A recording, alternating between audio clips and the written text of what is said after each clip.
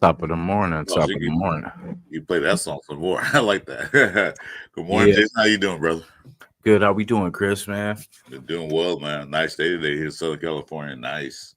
How about there in the north? Oh, it's so far so good. It was sunny. This weather out here is so up and down, but Oh, I know. so far so good. Cool. But Raider Nation, how we doing? Everybody in Morning. the building. You know what I'm saying? Please make yourself known and show some love on this Sunday morning. Yeah, we got a lot of stuff to talk about today, guys. We got Geno Smith signed. They're trying to bounce our guy, Jack Jones. Yeah, that was out there. What? That was really like, like you ever play baseball? Oh yeah, Okay, you sit in the plate and then the pitcher do a ball at your head. That's what like, whoa, what happened? It was yeah. out of nowhere. Hey, salute guys. Thanks for joining us. Where's the flag, Jason Downs? I can always put my boy Jason Downs, my moderator. Hell yeah. And so I'll be at San Jose for the Bay Area Panthers football game. Me and the lady going out there to get a little sun and get a little tan on. Tan. Yeah, well, I'm already tan, but we always get a little sun because we're always running around. We're kind of in the office working, and it'll be good to kind of get out. Yeah, well, that's one thing I don't need is a tan. Get that natural chocolate tone. You know what I'm talking about? that built-in melatonin. No, whatever it's called, melatonin, whatever it's called, pigmentation built in. Hey, salute Jeff. Hey, Jeff. To the chat, Jeff we do a live last night. We do our what do you call the last call. Jeff was feeling really bad. I'm glad he's feeling better now. Melatonin is a sleep aid. What? Anyway, hey Jeff, I'm glad you're feeling better, man. Yeah, definitely. Jeff, I hope it was nothing I did yesterday. I know you got the better of me the last game. Oh, that was close. My guy dropped a wide open 2-point conversion. I guess he don't like the ones that hit him in the hands, but yeah, good game, Jeff. Y'all keep picking on Jeff, man. One day he's gonna get that old 19-year-old body back, and then he's gonna whoop you all our asses. I'm gonna laugh. Yep. Jeff was the comeback kid yesterday. Like we had a couple of different matches, and then like the one that really mattered the most, the Raiders versus Raiders. That's the one. Ooh, let it slip. But yeah, hopefully you're feeling better, Jeff, for sure. I'm feeling better, bro. Hopefully this show will make you feel much, much better. Yep. So we I just kind of wanted to get into the press conferences, and there's a couple of things we got for you today. We wanted to kind of get into Pete Carroll and just how they're gonna attack building this team and how they've attacked it so far. You've heard our thoughts about it. Chris, I know how let us know how you feel. Like, are you satisfied? Not satisfied? Kind of even. Well, I feel that we have a real head coach this time who believes in building a team up.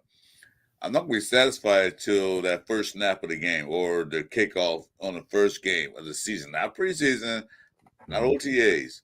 When that first kickoff go, and we'll see what they do. We'll see how they play. Because, like I said, speculations are speculations. I know what Pete Carroll done his past, being a USC fan. I know what he did with the USC. Not a Seattle fan. But I hate the Rams. Let it be known, I hate the Rams. I'll keep saying every time. I love what Seattle beat the Rams.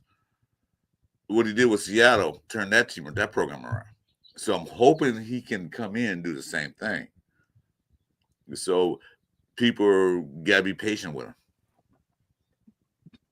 I feel better this season than when they hired that Josh McDummy idiot. AP, I was excited for, but I knew and back in my head, I was wishing, hoping. Back in my head, I was like, "This is the first year coach. See what he does." Yeah. The consistency of what Pete Carroll does as far as playoffs, like just him just being, you're going to be there. Like, with the coach of Pete Carroll's, magnitude, basically you're going to be in the fight every time. Like, even when you're not, you're going to, even in the games they think you're not, he's going to have everyone ready. So that's why I really do feel we upgraded all in pretty much every way. From OC, we went from the most questionable offensive coordinator ever. No, wasn't a question about it. He sucked. Yeah, he said it. Yeah, because he was OC. He had a nice. Justin Fields had his upsides, didn't use it. Mm-hmm. Even it calls. First down, screen pass. Okay, fine, that didn't work. Second down, another screen pass. Oof. Did you change it up a little bit? No. I was kind of like hoping and praying that maybe it was Justin Fields' fault when he was in Chicago. But now I see it wasn't Justin Fields' fault because he went to Pittsburgh. He played well. So it was sketchy. Yeah. I was going to kind of go into that too. Like, Fields went to the Jets. So, do you think that's going to work out there? No. Is it the Jet? We think it's more the Jets, or it's Justin Fields? Jets. Yeah. Okay, look at the list of Jets quarterbacks they had. Where are they now? They're all somewhere else, or they're out the league. Jets get a quarterback. Geno Smith was one. He was a Jets. Mm-hmm. The Mark Sanchez, a few other guys. Hey, Marcus, man, salute, brother. A few other guys. It's just something about that team when it comes to quarterbacks. I don't know what it is. It's that team. The last great quarterback they had was who? Vinny Testaverde? No. No, we're gonna go way back to what, 68? You won't go back that far. Yeah, man, name it. So they never had quarterbacks that can keep them or make them better. So he might do good at Jets. He might not. We'll see. Yeah, it's gonna be, because they tried it with Rodgers, that didn't work, and Devontae's no longer there no more. So basically, you're back to the running game is okay. So I think that could be a plus for him if they can really get that running game going. He might be able to, get some offense going that way. But as far as throwing, we'll see how that chemistry goes. Yeah, Jets had a good defense, but that guy's gone too. So anyway, I don't care about the Jets. Yeah. No, it was just, everyone that kind of that'd be the whole league, everyone we were linked to, in rumor time, Rumorville. Oh, yeah. Raiders, we're linked to everybody in the league. Yeah. There's like 550 players in the league. We're linked to all of them. All of them. So. Yeah. Well, someone we are linked to, Jack Jones. There's a talk about him possibly. This is what I heard was that, they're going to try to seek a trade. And then if they can't trade him, they're going to release him. I wouldn't even say that, but like I said, that's the talk around the two. But, I think we need to hold on to some pieces. Yeah, I'm not saying he's, the best, but as far as for our roster, I feel like we need all the pieces right now that we can get. And, if he's our third DB by some way, that's kind of how we want it. Well, I'm gonna talk about that when you show the press conference. But anyway, Jack Jones is not a typical Pete Carroll cornerback. Mm-hmm. DA is. Cameron Richardson is. If you look at his history of cornerbacks in Seattle, He liked the big cornerbacks. He likes those big guys with speed. Mm-hmm. Jack Jones is fine. He is not a lockdown cornerback. He takes too many risks. Sometimes he gets away with it. Sometimes he don't. Because a couple of games I watched last year, and I watched Jack Jones get burnt for a touchdown. Dude was 10 yards behind the receiver. Yeah. He's not in a primary receiver. It's like number 2 receiver or third receiver. Be careful, can't have that. And plus, Jack Jones don't tackle well. Yeah. Be careful's kind of guy like reminds me of the old school Raiders back when we had Haynes and Hayes and Tatum and all them guys. Mm-hmm. Okay, you caught the ball, but you're gonna feel it for catching that ball. I'm gonna hit your ass so hard, like, coach, don't send me down the middle no more. Don't send me in that pattern because this guy's gonna tear my head off. That's kind of DBs that Pete Carroll like. Appreciate it, Jay. Yeah, that's why somebody we got on the roster too. I think he's 6'2", if I'm not mistaken, but Sam Webb, which is a big DB that I hope gets a shot.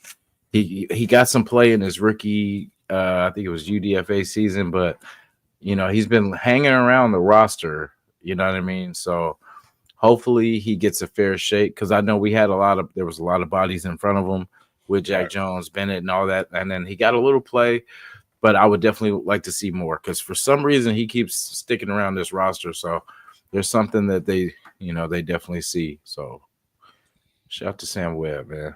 Yeah. And they re-signed the other guy. What's his name? Who they just resigned? Let me see. Palomar. Oh, the other guy. You talking about 30. Goodness. Sometimes names, so many names. Oh, Darnay Holmes. Yeah, Holmes. There you go. Darnay Holmes could take over that slot position because he's 5'10" and not 5'10". He's 5'10", and he could take over that slot position. And he's pretty fast. People don't realize how fast Darnay Holmes is. He could take over that slot position. He probably can compete for it, but he could take over that slot position. It's not heavy hitter like Hobbs was, but he could take over that slot. But I say people gonna make him compete anyway, so it don't matter. So you got to do this. Yeah, he's gonna definitely have him competing, and that's why I say there's a lot of people that we see on this roster that I feel like we already got rid of the pieces that we were, not too high on, like the Diablos, the Andre James, we let him walk here. He's out of here, yeah. Yeah, I am curious to see what they see in Zamir so far, just to kind of see how that's gonna. But I know he's still, on the roster, but we have. He's fine for now. He's on a rookie contract. Excuse me. If they can develop him into a short down back, that'd be fine with me. Mm-hmm. Third down one, stuff like that. Zach Crockett. Maybe. Well, Zach Crockett's my boy. I love Zach Crockett. If he could be Zach Crockett at the very least, that short down, 3rd and 1. That was guaranteed. Zach Crockett, that was 3rd and 1. That was guaranteed. No doubt about it. They 4th down inches. Who? Zach Crockett. He'll get it. Yeah, automatic. Yeah. They say if you need 3, he'll get you 3. If you need 5, he'll get you 3.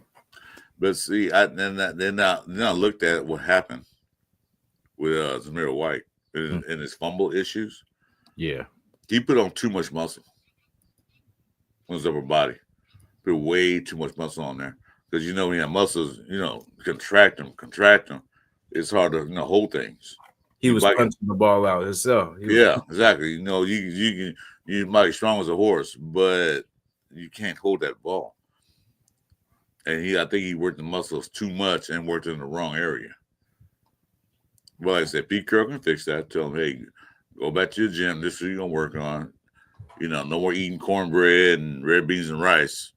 Yeah. You're going to eat this kind of food, Because one thing about Pete Carroll, he's personal, which I like about him.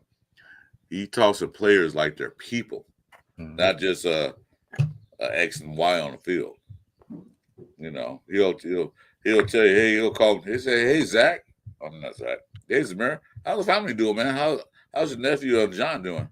I heard that he was playing flag football last week. How did he do? See, he's kind of personal like that, Mm-hmm.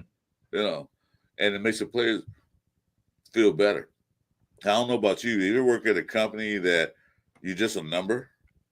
Oh yeah, You're not tied to that company, but you work at a company where the owner knows your name. It makes you feel better, and it will make you want to work better. It knows you personally, because I work for those two types of companies.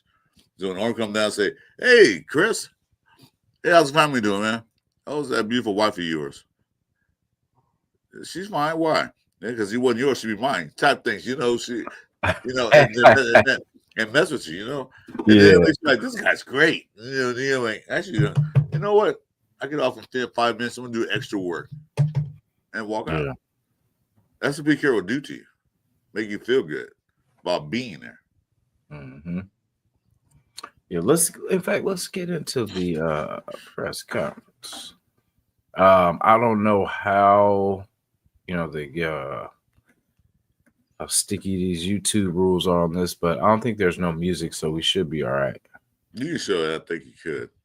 Sure, it's for educational purposes too. We're trying to learn everything we can about the Las Vegas Raiders and what we plan to do in 2025. Hey, salute, Coach Gravy. How you doing, brother? Yeah, Gravy, what up? Salute. Yeah, so we will get into this. Let me see.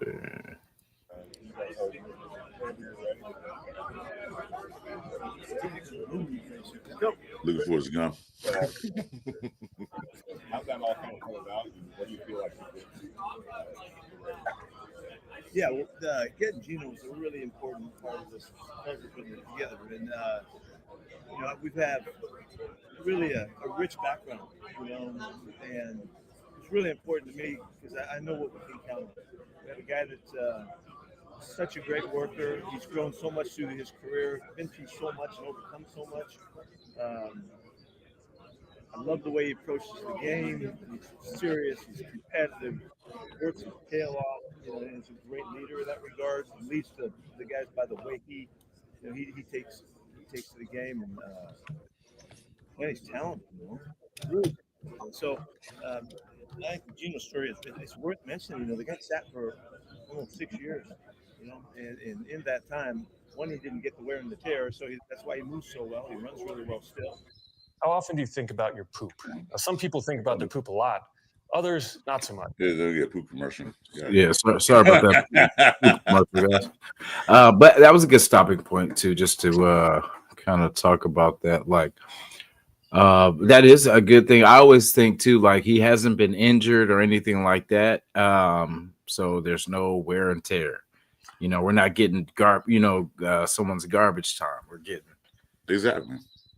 But you think about it. Okay, so he's 35, so he's old. No, he's not. He didn't play for 6-7 years. So if you take those years off and not playing, basically he's 28, 29. Yeah. Yep. He's just been learning. Sitting there learning the game. He was a bagger because of Justin used him right. So he's fresh. He still can move. He can run. And what were we crying about for years? We need a mobile quarterback. Yeah. Okay. He's not a running quarterback. He's a mobile quarterback. He can get out the pocket. He can step up. If things fail, he can get out there and run. And it actually looks good. Like, how Minshew, he was mobile of some sort. No. But it didn't look good. It didn't look it looked just like he was winging it. But with Geno, he has a timer. That's what I like. He has a timer, and then when that timer goes off, he's out of there. Yeah, he has pocket awareness. Mm-hmm. And so if you look at, I looked at some film from Minshew when he was with the Colts. He did run. He ran to save his life. Mm-hmm. And then he came with us and did the same thing. Minshew actually ran into sacks because he was aware of what's going on around him. Yeah, because there's a point where you got to get out of there. Like when that end comes around, and see if there's nothing open, you got to go. You got to split that gap and get up out of there, or create. We see Mahomes do it all the time.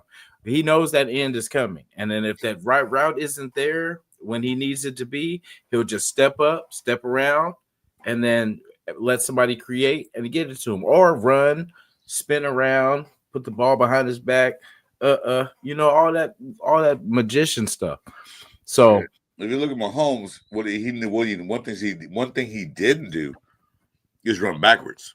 Mm-hmm. He ran primarily to his right to get out of the situation primarily, or he'll step up. Mm-hmm. Minshew ran all kind of directions. You know where he was going. And see what that does to the offensive linemen. They can't see him. So they're blocking the guy to this side, and Minshew's running to that side. And he ran right into the sack. That's why he ran to a lot of sacks. Yeah.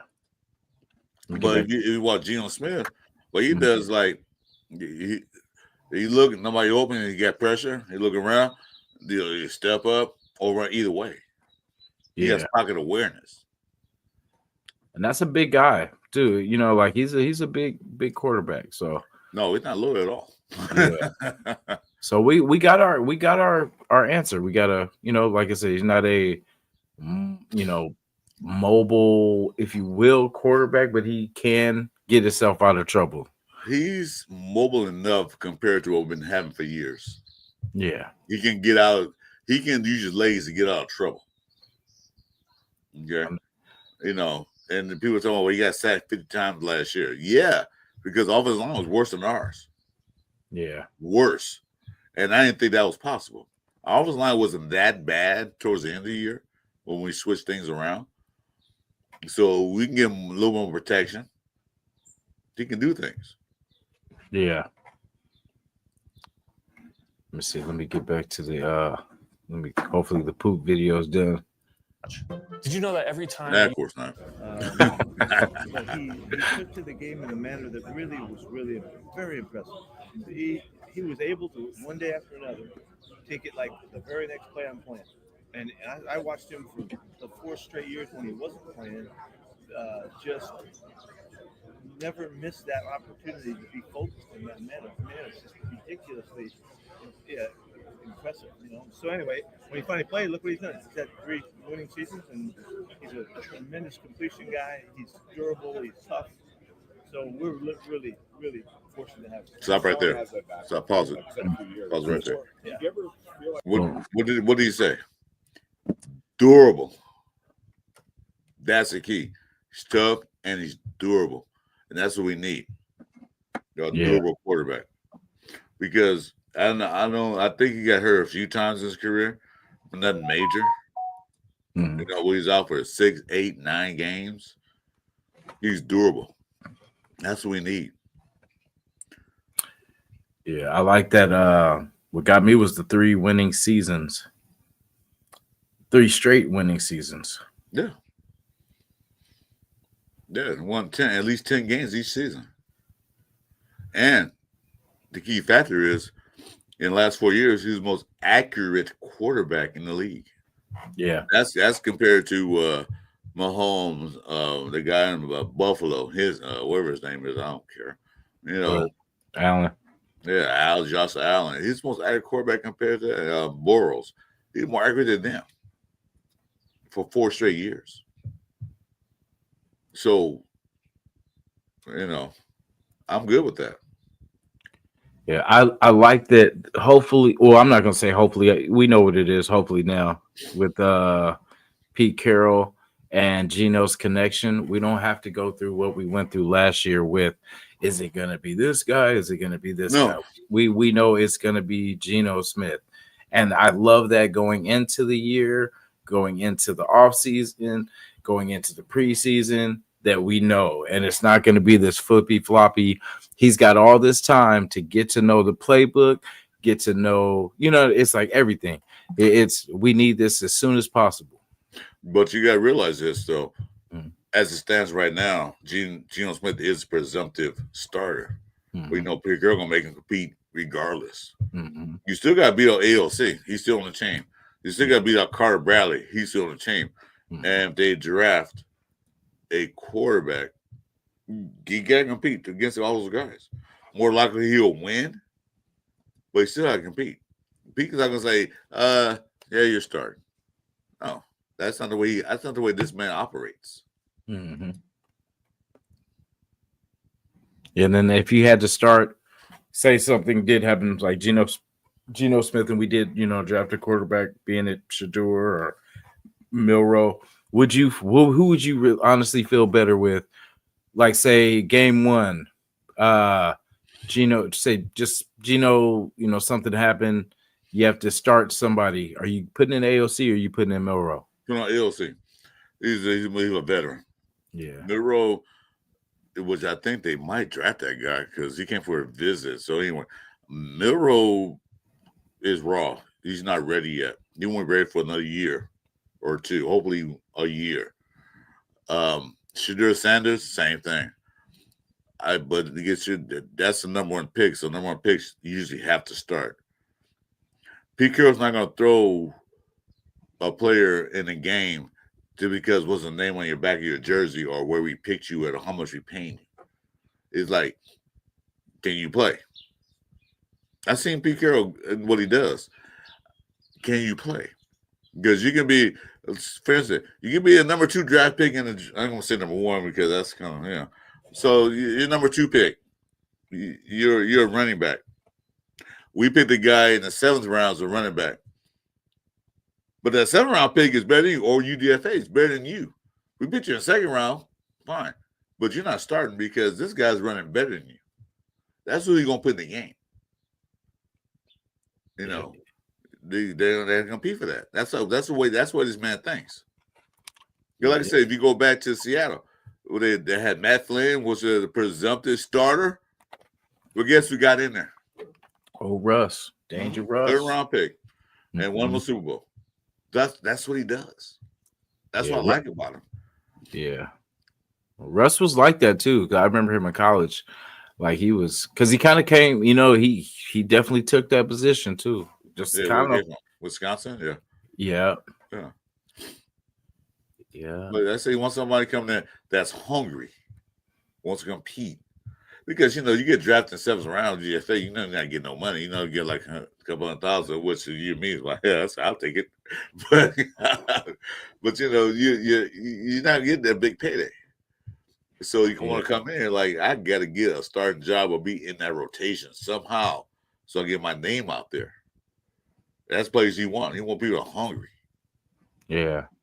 If we could circle around, because that's the thing. If, like, the thing with Milroe, if you need some Special Blend coffee, man. I think I do today. Yeah, I did not have my coffee. We talked about that last week. Yeah. I did not have my coffee today. Well, go ahead. But like, if we get Milroe though, like I feel that would how we could win with a Milroe. After Geno, it would have to be, of course, like say Geno, we get somebody in the 1st, and then we hopefully can get him in that 2nd round. And then if we could develop and start stacking, for a good running game, kind of like they have in Baltimore, where he doesn't have to be Joe Montana out there. He can just make the plays he needs to make, run when he needs to, get himself out of trouble. But we're going to rely on the running game, on our running backs. Like we need to be heavy in our running game and for that to work. Because I feel the less he has to pass, the better. And the more we run the ball, the better. Well, Pete Carroll and Chip Kelly, people realize that Chip Kelly's offense, the way he sets offense up, is not pass happy. Pete Carroll is not pass happy. He don't want one of those throw for 40 out of 50 pass attempts in a game for 4 and some yards. That's not his style. Chip Kelly, the people don't realize Chip Kelly's not that either. The reason why his quarterback getting a lot of yards is because the plays he run, and then he gets those racks or packs or what do you call it, pass after catch or whatever. That's up to run backs, receivers, tight ends. They get those yards for the quarterback. Mm-hmm. So it's not like throw the ball down the field every other down. So his quarterback maintain the game, get the right passes in the right situations, and throw it. So I'm confident that that's all you had Geno Smith do. Read the plays, see it open, throw it. Yeah. If not, hand the ball to the running back or whatever we have. Yeah, we can because the Shadur, the way they're not really speaking on it, because everyone's saying everything about Genty, different, Milrow, all these different players, but the fact that they're not really speaking on the Shadur thing might be kind of wait and see. They're just trying to kind of leave it open, because I think that is the move at 6. That they're going to wait to see if Shadur or if Cam, whatever slips or whatever. And so that way they could take care of that for the future. Yeah, we got the quarterback for now, but we've always had this problem of, we keep securing the quarterbacks for now, but we never for the future. You know what I'm saying? So hopefully this thing shakes out, because, we're either going to get a good running back, we're going to get a pretty good quarterback, we're going to get a damn good wide receiver. I think Jalen Monroe's in the mix now. You know why I say that? 2 things. He already came in for a visit, and reports come out that they really like his his upswing, what he can do once he gets some proper adjustments done to him. Okay. Reason why I say that, because I have a Cowboy fan in my family. Yeah. I'm trying to kick him out my family. I hate Cowboys. But he was saying that he heard that Dallas might take Milrow. Now they got Milton, so that might be out the picture. Yeah. And nobody else talking about Milrow. No other team is really bringing him up. So that might be a 2nd round pick. If he drops any further, it might trade up and get him in the 2nd round. Mm-hmm. Reason I said, because he got a lot of upswing. Yeah. Boy can throw. Then also, you guys remember, who did he pick up as a quarterback coach? Oh yeah, no, Olsen. Yeah, our old school. And who did Olsen work with? Derek Carr, to make him better passer. So if you get him to sit with Olsen for a couple of years behind Geno Smith, or a year or 2, and let him work, you never know what you have. That's what I think they see that potential. He's athletic. He can run. He can throw. So, the sky's the limit with him. Now, I know he's a poor man's Lamar Jackson, but anytime you get a crack at someone that even has that kind of comparison in him, you got to take if you have a chance, because like you said, you brought it up with Dallas trading for, goodness, what's his name again? Milton. Yeah, for Milton, because we had talked about Joe Milton last year, and we were trying to see a way we could trade for him this year. So this is our chance to get our legit mobile quarterback, because Geno, I like, is our it'll be the veteran presence, and hopefully if this kid could develop, because the speed, you can't coach speed. He's got that naturally. So you just sitting there, you gotta look at this. That, like I said, we actually got 2 veterans in the room, a more experienced veteran and a 3rd year. Is it 3rd year or 4th year this year, right? This will be AOC. 3rd. This will be 3rd. That's 3rd. So we got 3rd year, and AOC. I like him. He been through hell. Yeah. So, we got that. So you bring a young one in, he can sit behind. I won't put Milton at number 2. I'll put him at 3. And then we got Carter Bradley. I don't know what the hell make of him, because I haven't seen him. Yeah. But boy, it looks like he's more of a pocket passer. And then Chip Kelly's offense, he loves those RPOs. I can't imagine Milton in there. I mean, Milrow. Yeah. Run RPO. Mm-hmm. They're going to know what to get a good running back. You don't know what going to happen. Yeah. And then that's the thing, like, even with AOC, I know, we did the back and forth with AOC and all this kind of stuff, but even AOC being under Pete Carroll is a good thing. You know, because I mean, we want him to get better. No matter what, he's on our roster. We want him to improve. We want him to get the best out of him as possible. So with Pete and with a great OC, we'll be fine. Quarterback coach. Yeah. Because remember, they McDummy didn't even develop AOC. He said he reminded me of Tom Brady, so I'll bring him in. But they didn't do nothing with him. They didn't do crap with him. Nothing. Yeah, he was doing the game of the Chargers. Like, well, he didn't run no reps. You just throw him in there. Like, what the? You know. Yeah. So I feel confident that we're gonna do something with this coach staff. You can play, talk, be careful if you want to, but yeah, I think we're gonna. I feel good. I'm not hyped like I was when AP got hired, but I feel good about the season. Definitely so. Let's see. Like he was content just being that, or was he? No, that's what I'm telling you. No, I'm telling you. It came through from early on that he was going to approach it with the thought that he is going to play the next play. He's playing behind Russell. Okay, I don't know what's wrong with the cameraman, but he wanted to get a very, very close up of the neck. I guess he liked the neck. I don't know. Yeah. So he's at Pete Carroll's neck right now. In the middle of his career and doing great. He's like, get out of there. He realized what the situation was, but he never bought into it, never gave into it. And that's what's so impressive about it. Pete, excuse me, somebody that knows you well. Nice to meet you. I'm sorry to do that again. But somebody that knows you well told me before you came in and started making holistic changes, you were going to try to learn the franchise. That you knew what you would want to do, but you want to learn. Can you tell me what you've learned about the Raiders? Yeah, that I don't need to worry about what happened in the past. They've had a hard time for a number of years, and it hasn't been smooth in any way.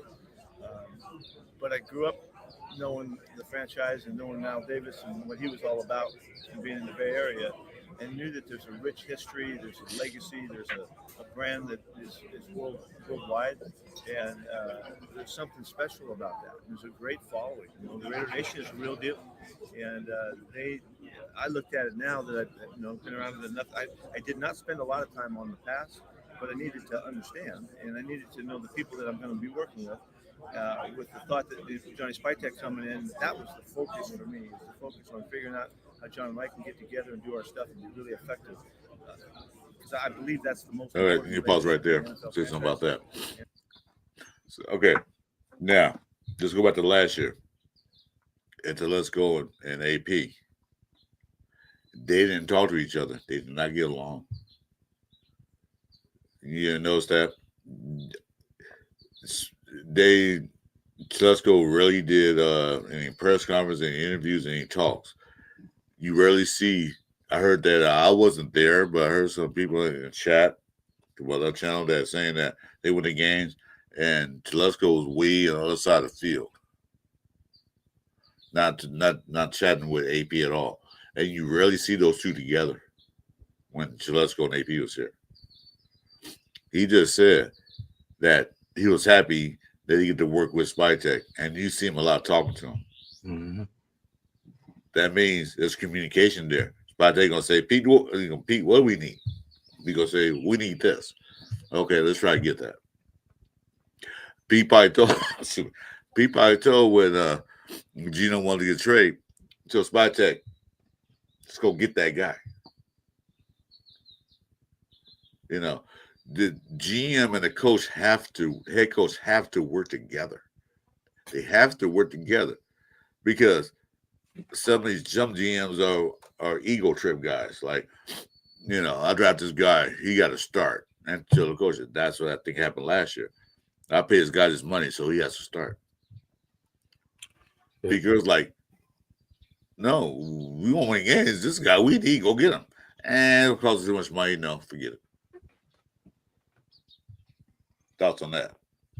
Yeah, I was gonna say you could bring all the you can go to the store, like say if it's you and your girl, you get all the stuff, crab, shrimp, lobster, steaks of all kinds, all the stuff. But if no one knows what to do with these high-end products, You know.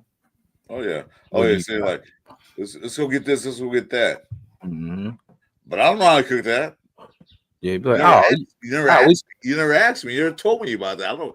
Hey, honey, I bought these over. About the home. You gonna cook it? yeah, No, I don't know how to do it. You never talked to me about that. yeah. We'll just figure it out. We'll figure it out. You know, we'll just figure it out. throw this at this and put this, and and it doesn't always go together like that.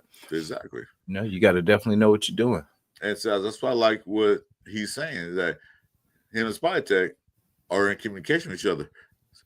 Still hit the stick. But we didn't have that last year.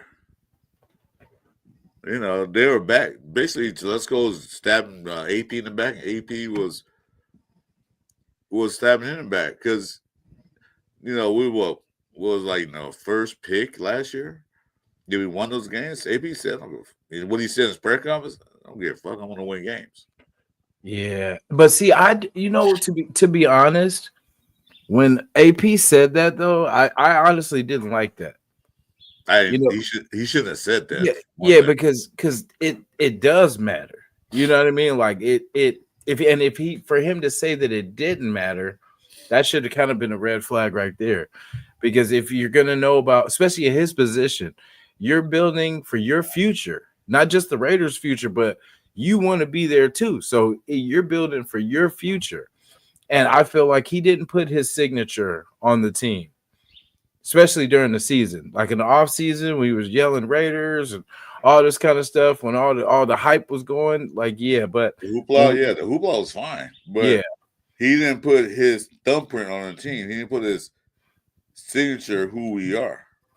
Yeah. And you could say, we could say that it was Telesco was running this and all this, but I like I said, I don't care. If this is my job on the line, I'm doing what I want to do. And it's going to benefit the team. It's not that I'm doing what I want to do just for me, but if I see a vision for this team and I see that everybody else doesn't see the same vision that I'm seeing, we going to do it I'm going to lead by example, and if it leads me out the door, Raider Nation, the real ones will know that I did everything I could to bring this team back to what it was supposed to be. Well, yeah, remember, he was handcuffed. Yeah, I mean, Pete Carroll, I'm sorry. AP was a figurehead because Mark Davis didn't really know what he was doing. He hired AP because we wanted AP. Yeah. For the last when he won them games. But we didn't think about it. First head coach. Then he brings Telesco in. General manager makes the decisions on the team. Mm-hmm. Who to bring in, who not to bring in, who to sign, not to sign. AP had no voice in that because I don't think AP brought none of the players he wanted in the team on the team. He didn't bring in Minshew. That was Telesco. He brought nobody in because Spillane was there by the McDummy regime. It wasn't AP. It was the McDummy brought him in. Yeah. Because remember all the arguing when they made Minshew starter, and then they were like, "Oh, well, AP's in charge. He's gonna make the." And I was like, "This doesn't feel like an AP call, though." You know what I'm saying? That didn't feel like AP because Aiden pretty much rode out the season in a positive light. He got AP the job. Yeah, that's why I say it's not that Aiden was a great baller, all this kind of stuff. It is that they were able to salvage a season, if you will, with a quarterback that wasn't even supposed to play at all. You know what I mean? Like we had two people that were supposed to start before that. And I'm gonna cut you off. I'm sorry, I'm gonna cut you off. No, you're all good. Train of thought. Do me a small favor. Yeah. Young broadcaster now.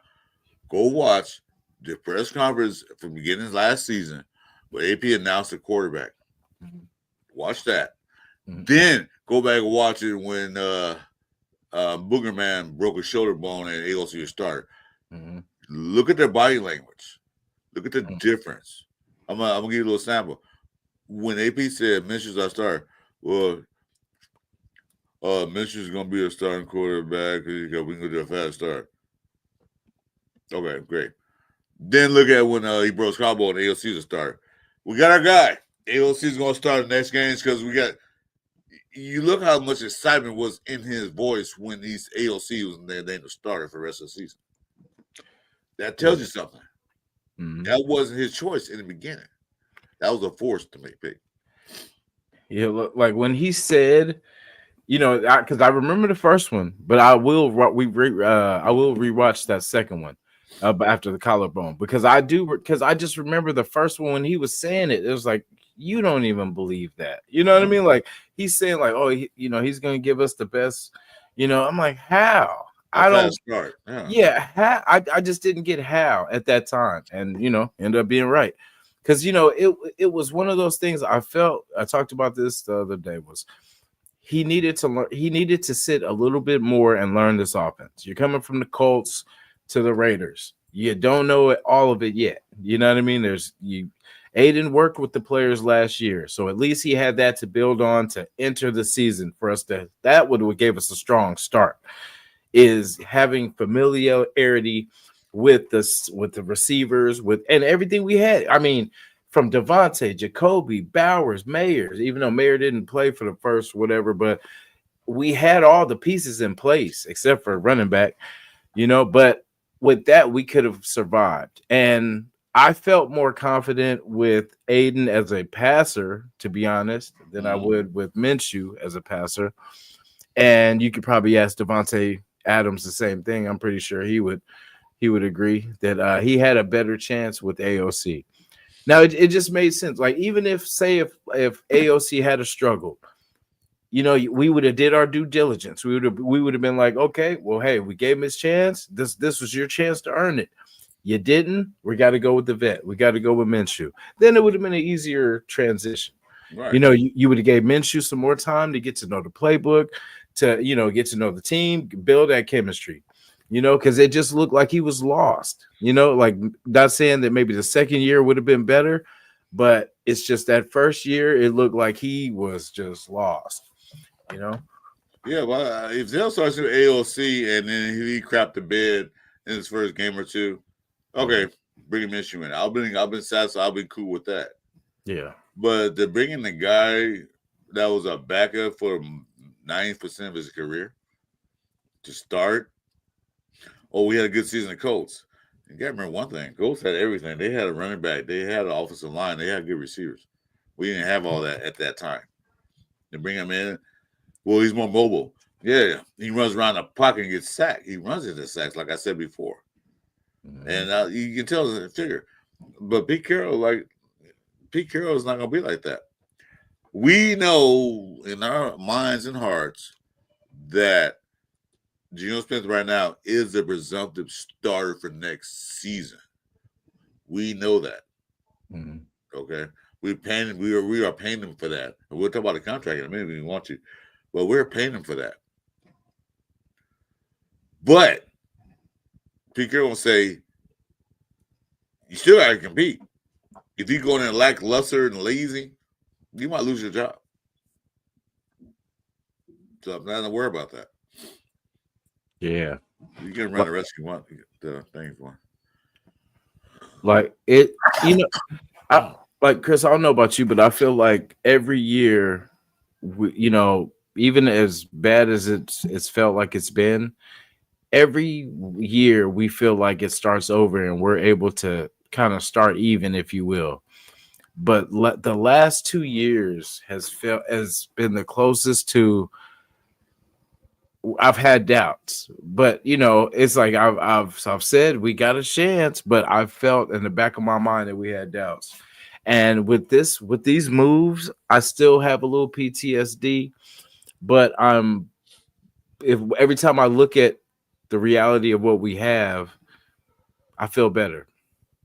Like with the coaching staff, like I said, with a lot, I agree with the moves they made of, not everybody, but I can see it now. I like the players they brought in, but I'm trying to give it a chance and be excited again, because we've been kind of whooped these 3 years.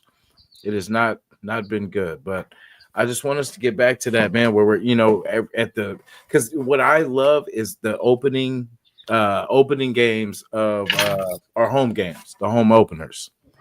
And I feel like they haven't been the same. Like it feels like we don't have the chances that where any given Sunday we can win. And I just want us to get back to that, man. Like, and I feel like we are building towards that again.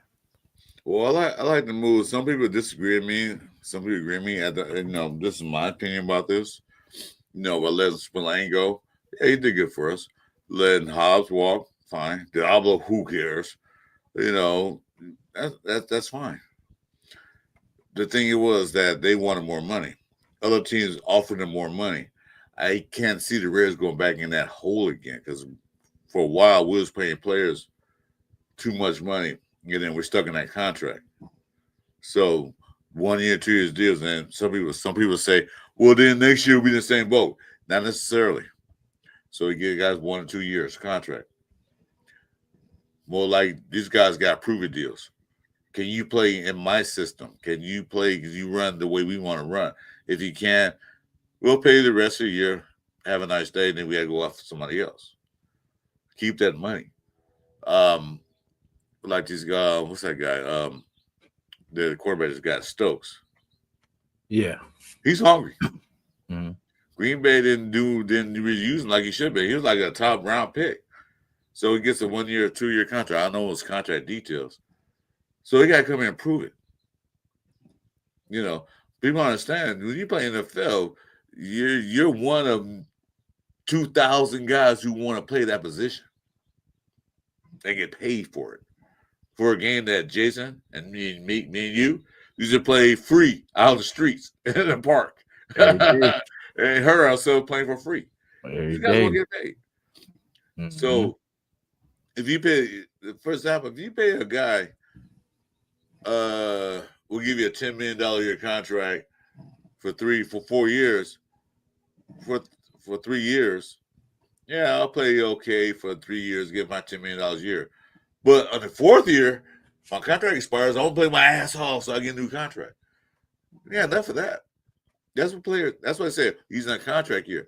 If you notice, all you guys in the chat, everybody in the nation know that every player in the NFL in a contract year, what do they have?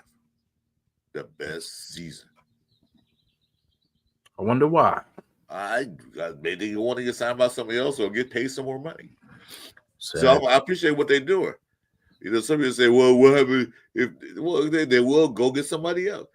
But Pete Carroll, I have never heard anything negative about him. Players want to come play for him. That's why Geno Smith is here on that contract.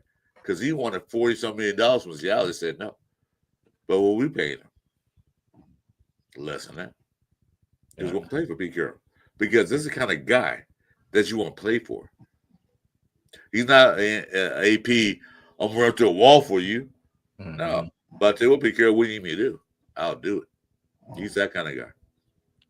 Yeah, like when Harbaugh was with the Cardinals out here, Stanford. Yeah. And when, Pete Carroll was always the cool guy. Like, you know what I'm saying? Everybody was like, oh, damn, Pete seems like a cool ass dude. Because Harbaugh was kind of the a-hole. You know what I'm saying? Like, I don't know, he just had that personality kind of stuck to him. But especially being a Charger now, it fits. Yeah, Harbaugh had a pit bull heart in a poodle's body. Nice. Yeah, he's because like that. I'll tell you one thing. You watch Pete on the sidelines, he jump up and down. Mm-hmm. But you never see him like hold his head sit down. You see him get mad. But he's like even till. You remember him and was that him and Jim Schwartz or Schwartz? I said Schwartz. From when he was coaching the Lions, and then he kind of brushed him. He brushed him off, and it pissed Schwartz off. Oh yeah, that was kind of funny because he didn't want to get. He was just like, yeah, get about it. I'm going to talk to my team. I ain't thinking about you. Yeah, he was like, get up out of here. Yeah, that was cool. But Yeah, we'll get back to a little bit to that too. Let's see, we're gonna talk to Pete. And so I wanted to maximize that. So that's where the learning really was, and taking time and listening to him and being a good friend and being a good partner. And then it was the same approach with everybody in the program. And we really have a thought that we're. Hey, Robert Hertford, I'm a huge fan. No, Hey, what is your number one tip Yeah, for another. saving money? Easy. We're creating a relationship-based organization, and that means that you got to get to know who's in the building. You got to get to know who's coming in the building, who's playing for you, who's coaching with you, and all that. So that's just been something that's been almost second nature to me. That's how important that is. So it hasn't seemed like it's any big burden or any big deal, but it's taken all of my focus to get to this point. We're rolling and really excited about it. It's really fun what we're doing, and we realize that there's some great challenges. But most of what I've learned about the past of the franchise doesn't have anything to do with what's going to happen in the next step that we take. So with all optimism and forward thinking, that's how we're approaching it. I'm just gonna say that's actually a good answer too. Like, because he's like, I can't control what happened in the past. He's like, I wasn't there when the snow game and all that kind of stuff happened. Like, I wasn't there, when Rich Gannon and all, like I wasn't there when McDaniels was here, and all this kind of stuff has nothing to do with him. And like, really, he can't. I mean, the only thing he can do is while he's here, give us something to cheer about. Just make us competitive again. Give us, bring us back to the games. Bring us back to greatness. Yeah, because you hear you saying that was then. This is now. I don't know what happened there. I had nothing to do with that. This I want to see who comes in the building, who's here in the building. I want to see what's going on. That's what I don't care about. Players come, players go. Happens all the time. NFL, and people's crying with spilled milk. It happens to every damn team. They lose players. Some players come in, don't work out. Some players go. That did work out. That's what happened. That's a cycle of the NFL. But he's like, that's a pass. We're moving forward. Mm-hmm. And he loves, and he didn't make excuses. He didn't try to, we're going to bring back the legends of the past. No, he didn't. He said, look, we're going to bring some good guys in. We're going to bring some guys to compete. That's what it is. Well, compete, Carol. compete, Carol. Yeah. One of the coaches on the NFC side is Dan Quinn, who told me that you are one of his three most influential coaches in his life. The job that Dan Quinn did at Washington last year was what for you? Oh, it was really, really a joy to watch. To see Dan, how he's grown, even since he's already been to the Super Bowl and had a lot of success already. But to see where he is now and see how he took over that franchise, admirable. I would hope to have that kind of success. And so it flips back around. I'm watching him, learning from him, and we talk regularly and we stay in connection. A fantastic season, a fantastic draft and process to get the culture shifted as he has. And I'm gonna stop it there, and that gives me the Milroe vibes right there. Yeah, I was gonna say the same thing. You know what he's saying, right? Yeah. He's saying he still want to get better. Yeah. And then he's talking. He wants that two-way player at quarterback. You know what I mean? Like it's because, like he said, he's learning from what Quinn is building over there in Washington. And where did it start with them? With Pete Carroll. Yeah. Sorry, Pete Carroll. And then the quarterback position, like with Daniels, building, and then look what it did. All it took. I mean, of course, they added pieces and stuff like that, but that was one of the main reasons they were successful. Is they took a chance on. He was the Lamar Jackson comp last year. Yeah. If you remember, that was Lamar, and I don't think he didn't have the impact really running the ball as Lamar Jackson did, as I remember. You know what I'm saying? Lamar was he was different. Well, Lamar came to the league as a running quarterback. That's all he did until they settled him down, and made him a passing quarterback, plus a running too. Mm-hmm. So they took him a little time. Lamar didn't come in the league and blow it up. Remember, he wasn't even started for when he first got here. Mm-hmm. And Good Daniels had the better arm. I think, kind of they could get himself out of trouble. Yeah, that's why when he says that, like I just see, because Pete's like, he's older, but he understands he has to be with the youth of the, of the times. He has to go, know what the times are now. This is not Reggie. He doesn't have Reggie Bush now. He doesn't have the players of old. Yeah. Well, you got to remember this. Be careful when the guys put his shorts on, go out there and play catch with the players. How many coaches you see do that? Exactly. Not many. Not McDaniels. Huh? Not McDaniels. That egotistical bastard. Fuck him. Yeah. His little weenie arm. Yes. You get hit by one play. You probably go to the doctor like, ow, what happened? I got a splinter. Get the fuck out of here. Yeah. Got them soft hands, them never worked a day in his life hands. Right, exactly. No calluses, that's what it is. Yeah, no callus. And so obviously with intent, he knew exactly what he was trying to do and carried it out and reaped the benefits of that. It shows you how the mentality of the coach can have a big role and play a big factor in this thing, not from the X's and O's part of it as much as just in dealing with people and making sure that they're at their best, making great decisions and the energy that's come out of his program is admirable for any coach at this level. So I'm really, really excited. I watched him all the way through the year. He's got some of my coaches, and it was just tremendous to see him deal with the whole thing. Great. Pete, how does getting Geno Smith change the draft approach? Is there still a possibility of taking a quarterback as house? Sure. Yeah. We've got to build. We're building. Always. So taking Geno is an immediate fix for us. It's going to last us. We're going to get a number of years from Geno at his very best. He's as healthy and ready to go. He's as tuned in as he's ever been. But that doesn't mean that we don't see a guy. There's some guys coming out that have got tremendous potential. And we'll just take a look at each spot and the opportunity that's presented and the choices that we have. But we're not excluding taking any position at this point. Right there. What did he say? We got a quarterback now. Yeah. But I mean, we're not going to get another one. Mm-hmm. What the past few years, 10, 15 years, never got a quarterback. Mm-hmm. We had Derek Carr. So, we need to draft a quarterback. Nope, you didn't.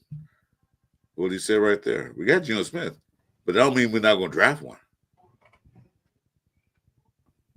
Yeah. So that gives me.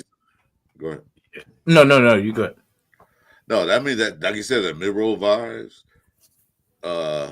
Maybe Sanders, because I don't hear the Sanders talk that much in the Raider camp. As much as I'm hearing more of a mid-roll talk now. I'm hearing more of that. Mm-hmm. And so they see potential. Everybody say Cam Ward. Well, Cam Ward's not going to be there. When somebody above us going to take him, Browns, one of the New York teams. Or no, well, just behind us. But, no, they're going to take him.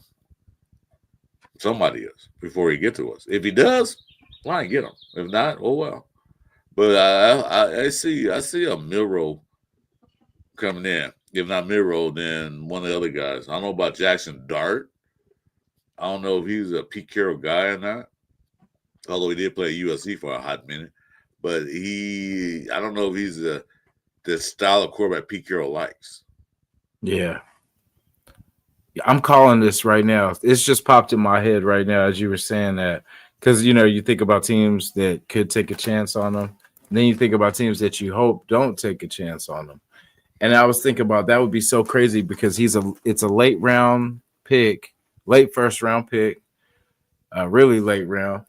And it would be someone in our division. And that would be crazy if KC were to take a chance on you know what I mean? But I know they wouldn't. They're pretty much set in the quarterback position. But I was like, that would be so crazy in like a late round or something like that. They take just as a development for, even though Mahomes is there, but that would be crazy to have behind Mahomes like a Milrow, like he gets hurt. and then Milroe comes in. Casey got more needs than again a quarterback because they got 3. They got the Hall of Famer Minshew on their team, but they need tackles and receivers. So I don't think they'll waste a draft pick on the first round for a quarterback. I don't see it coming. But you never know, strange things happen. You don't never know. Your Minshew take actually backs my. I was taking that back, but I'm like, you know what? They do have Minshew, so I wouldn't. They signed Minshew. Then next day they signed somebody else. Yeah, another bad quarterback. I forget who they signed. I really don't care, but I'm just saying, Minshew's not gonna be number 2, but he's gonna be number 3 probably. Yeah. Yeah, Sanders fall Smoke.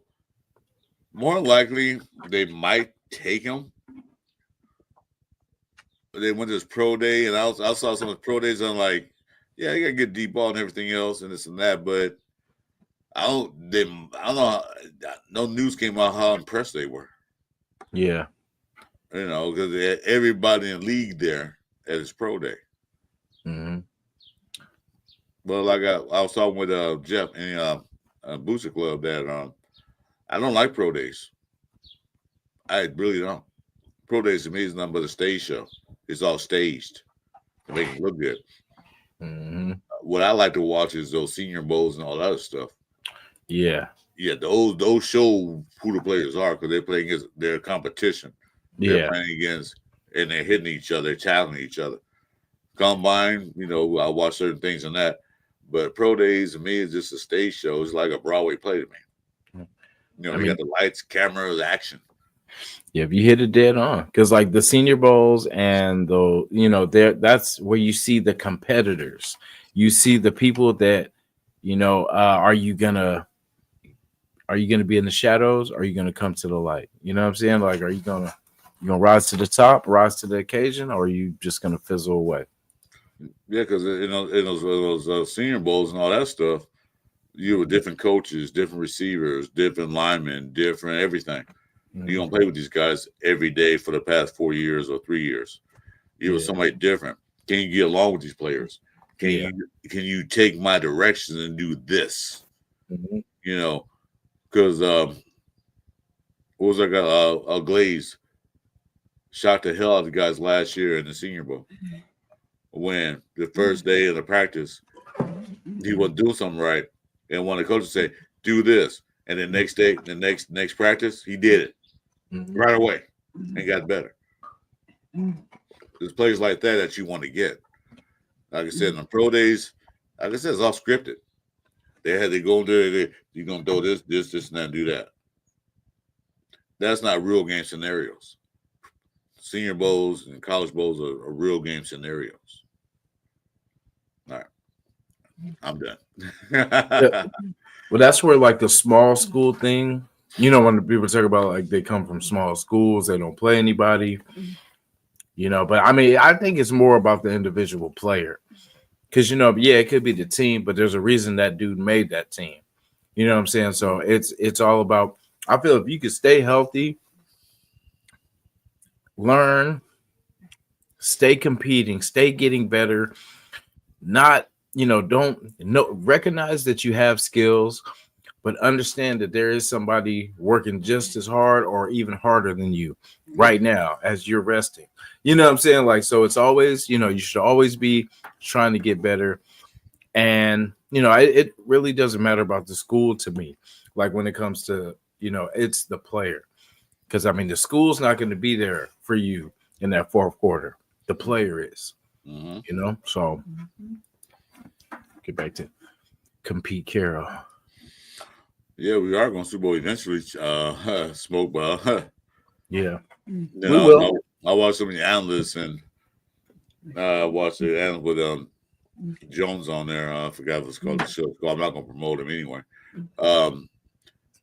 He was saying that, they're going to the playoffs. And everybody else was like, playoffs? They're not going to playoffs. They're going to compete with Denver and the Broncos and, KC and all that stuff. Guys, remember this. We had the Broncos on the ropes in the first game. We almost beat Kansas City in the second game. The Chargers, the first game we played was a shit show. Excuse my language. Yeah. The second game was a little better, but we still lost. 0-6. Okay. Because we had bad coaching, bad offensive players, no running game. So we were there, but we had a guy or those guys that finish it out. So I'm not scared. I'm not scared of the AFC West at all. At all. I don't think we're gonna go 0-6. We didn't have Devontae when we almost beat the Chiefs, did we? No. That's crazy. We almost beat them without Devontae. It's crazy. No. So I mean, they're gonna do 0-6 again. They're gonna be in last place. You don't know that. Kansas City might come in last place. You don't know what's gonna happen. But I tell you one thing, I'm not worried about Kansas City Chiefs. I'm not worried about Denver Broncos. I'm not worried about the Chargers. There's only two teams in AFC total that I worry about. And that's the Cincinnati Bengals and the Buffalo Bills. Those teams scare me more than anybody else. Yeah. Pittsburgh Steelers, no, don't scare me. Baltimore Ravens, don't scare me at all. But it's something about the Bills and Cincinnati towards the end of the season always seem to just pull it out. Those teams scare me, if anything else. If we had a good chance to go to playoffs and play them in the playoffs, I'll worry about those two teams. Yeah, the Bills play it with a purpose. Like from that line, everything they do is calculated. You know what I'm saying? Like they're more organized. Like how Mahomes is more kind of make it happen out of nowhere. Just kind of winging it a little bit, but they come in with a plan in Buffalo. Salute 805. How you doing, brother? 805. Salute, man, my man. I'm not worried about that. But Pete Carroll's here for a purpose, and he's here to change this around. He's a great coach in the locker room. If you make a mistake, he'll talk to you. He'll pull you aside and talk to you. He won't sit there and talk to you in your face in front of everybody and embarrass you. Yeah. He'll pull you aside and say, hey, look, man, come on, man. You can do better than that. Mm-hmm. But he won't sit there like make dummy and throw you on the damn bus. Like McDaniels did every press conference they lose. Well, the players weren't prepared. That's how you ruin a player's confidence. That's how you ruin a team's camaraderie. They start pointing fingers at, this guy didn't block fast enough. This guy over here didn't catch up to him. That calls finger pointing and calls a dysfunction in the locker room. You come in there, go in there, and players walking eggshells because they're scared to say something, scared to do anything. That's not Pete Carroll's style. You got something to say it to me. Yeah. If something's not working, I'd rather you tell us than to not say anything. Because if we're just going to carry on. If you don't say nothing, like say if you're coaching or whatever and the kids come to you and say, hey, I'm struggling with this. I don't get how I'm supposed to be here and why I'm here. It's like it doesn't help if I don't let him know why I need him to be in position, why I need him to do what I need him to do. And it's, you have to hear from your players. You have to hear, like if it's a company, you want to hear from your employees. They're the ones that make everything happen. You know what I'm saying? So Pete Carroll go after the game and say, so what happened, son? You missed that block. That was an important block. What happened? He said, Coach, I'm sorry. Oh, well, we know what next time. Anyway, hey, how's that son of yours doing? I heard he's playing football. Mm-hmm. That's the kind of guy he is. He's like that grandfather, like, okay, yeah, we made a mistake. Let's move on from that. Hey, how's the family doing? Yeah. By the way, how's your wife, whatever her name, Mary doing? Yeah. Things like that. That's what he does. He relates to the players because he was a player. Mm-hmm. Unlike McDummy, he never played a professional football or anything like that. AP did. He really had players, and that was the AP's downfall. Mm-hmm. AP downfall treated the players like they were his friends, locker room friends. And that kind of took the respect down for him as a coach. But like I say, I'm gonna say every time when the players talk about AP, they didn't say, "Hey, coach." They say, "Hey, AP." You don't call a man head of the position coach. It's like you go to your job and calling your boss name is Jeff Smith. Yeah. You don't walk in your big time boss up. Hey, Jeff, what's up? Yeah, to my, hey, bro. Hey. Yeah, hey, what's up, bro? Hey, what's up, Jeff? No, you go on there, Mr. Smith. Yeah, coach. Yeah, we talked about this too. Like off the Raider topic was just we were raised with respect. Like it with yes sir, yes ma'am. You know what I'm saying? Like just respect, because it just keeps it universal for everybody. Respect everybody unless you lose that respect. Yeah, exactly. And then dealing with doctors and stuff like that now, like these are respected titles that people they're like, we earn these titles. You know what I'm saying? Like we put the work in to get these titles, coach, doctor, dentist, all this, like to get those labels, man. It's earned. Well, I was in the chat. I'm sorry. Well, I was in the chat. We didn't do our channel last night because Jeff Booster was really feeling ill, so we canceled. So glad to see he's back. Yes, sir. When did you become a program builder? Can people become program builders, or is that something you have? Yeah, you and can. Who are some of the younger guys? Obviously, you can. Yeah. If you want to learn how to edit really well from professional Hollywood editors, we're going to show you the stuff that nobody else is teaching. When I was at New England and was out the year after that, that was the year that really my life in football changed. I mean, I've been coaching 27 years at that time, and at that time I really didn't know that I wanted to be a head coach. It just kind of happened, honestly. And I wasn't prepared well enough. I didn't have my philosophy together. I didn't have my approach nailed. And in that off season, I had a moment where I figured it out. I need to get my act together. And right there. Tell you the story. You figure it out. Right there. That's what I'm saying. He wasn't that good when his first time around. He said, "I got to learn some things." He got to a Super Bowl. If you remember that one, the Patriots and Packers. Yeah. No, he wasn't there. Oh, he was. That was the coach. He was the coach for the Patriots. Was he? Yeah, Pete Carroll. But man, I guess he was. But other than that, what he said, it didn't go as well in the beginning as he thought it would go. He knows going to be a coach now. He said, "I get my act together. I have to learn some things." That's when he went back to the college, went to the college ranks. Mm-hmm. Other coaches don't do that. Who's doing that now? Who's on the Raiders? Chip Kelly. Mm-hmm. He was an awesome at Oregon. I remember he used to beat the crap on my team, USC, with a high power offense. Took that to the NFL, did good for a couple of years, but then he failed to do the head coaching job, what head coach need to do. So they said, "Well, hell." Went to UCLA, built that program a little bit. Then he said, "Head coach."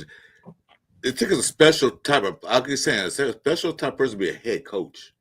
He's not only coaching the young men, grown men, but you got to coach the defense, offense, special teams, the coaching staff. You got a whole thing to worry about. When you're offensive coordinator, you know about the offense. Defense coordinator, defense, special teams. But your head coach, you got to worry about all that plus more. Plus your coaching staff, plus administrator, plus a goddamn water person, water girl, water boy. Yeah, what about them too? Because you got to make sure you get on the field fast enough, get on the field. There's a lot of things they got to do to be a head coach. It takes a special person to do that. And Pete, I think, is special. Yeah, that's the thing, because you don't have time to be keeping everybody back, everybody get excited, jumping on the field. You got to keep everybody back. That's why you usually have that coordinator, to keep everybody off the field, because you don't want no penalties, no nonsense. And as a coach, you got to focus. You got to focus on everything. You got to see things like if you don't have enough men on the field, you have too many, you got to see everything. So, you're constantly counting, you're constantly checking, double checking, seeing who's out there, seeing who's not out there. Why are you sitting when it's all the stuff.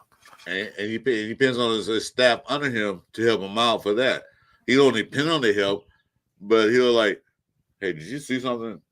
Hey, he'll say, hey, Pete Carroll, hey, there was a play right there that you need to review. Okay, thank you. He can't see everything. That's why he depends on his coaching staff to help him out. But he still got to make the decisions. And some players, like, if you watch AP last year, like we all did, he on the sideline lost his hell. Like, dude, throw the red flag. He's sitting there. Yeah. What the hell are you doing, man? We all see it. You mean you couldn't see that? Yeah. That was another thing that kind of frustrated me too about him too. It's like we would see this stuff and he would try to rush up to the line and run a play, but I'm like, man, you got to challenge that. We already had, that's 4 more downs, versus just this one suicide down. Yeah, exactly. But yeah, like I said, it takes a special player to be a head coach, so we got that. Yeah. I read about it if you were somewhere else, but at that moment, everything shifted. The next thing that happened, I went to USC, so it was pretty dang significant, and it was really figuring out who I am, figuring out what my uncompromising principles were all about, figuring out how I wanted to treat the people, how I envisioned the organization coming together in all aspects. And all I can tell you is the next thing that happened, I went to SC and they were yelling at me for coming in there. They didn't want me, the fans at this moment in time, we did a terrible response. Whoa, wait, no, I was a USC fan. Welcome home, Pete. I was a USC fan, and the guy with that guy Smith, I'm like, who are going to be head coach? It's Pete Carroll. I said, Pete Carroll, because I remember he sucked at the NFL. Like, why am I bring this guy in? Mm-hmm. I was skeptical. I was like, oh, God. They're losing seasons for USC. They went 6-6 with the bowl game. Next year, they in a big bowl game. Well, next year, they win the national championship. Like, okay, I guess we made the right decision. But see, you have to learn. Mm-hmm. Because that's the thing. That's how you learn is from failing. You never learn when you keep on just winning at something or you're good. You'll get bored. You're just like, One point. Jeff just made a comment. Jack Jones officially released. Wow. So I hate when we do stuff like that, but I mean, because But I had a feeling. I mean, let me cut you off. Sorry about that, Jason. No, it's all good. I had a feeling that was going to happen. Mm-hmm. Jack Jones not a Pete Carroll type D back. I don't know using a Patrick Graham D back because AP brought him in. Yeah, and he had to bang the table to Telesco to get him. Yeah. Well, thank you for your services, Jack. Thank you for the couple highlights you gave us. That's all he gave us, highlights. He didn't give us anything else. But I had a strange feeling when Pete Carroll signed on to the Raiders. I thought about a couple players that won't be there. He was one of them. Because, like I said, you look at Pete Carroll's Legion of Boom. All those DBs were big hitters. Oh yeah. They were 6'4", 6'3", but they were hitters. They tackled well. The DBs at Pete Carroll thing in Seattle, they tackled regardless. Make a catch, you're getting tackled right there on the spot. Like even all it takes is to get hit one time and to affect how you approach the game. You know what I mean? Like I know it's not as violent as it used to be, but all it takes is one good, well-timed hit. Yeah, it's not violent. It's still violent, but it's like it used to be. But you figure this. Jason, you're a wide receiver.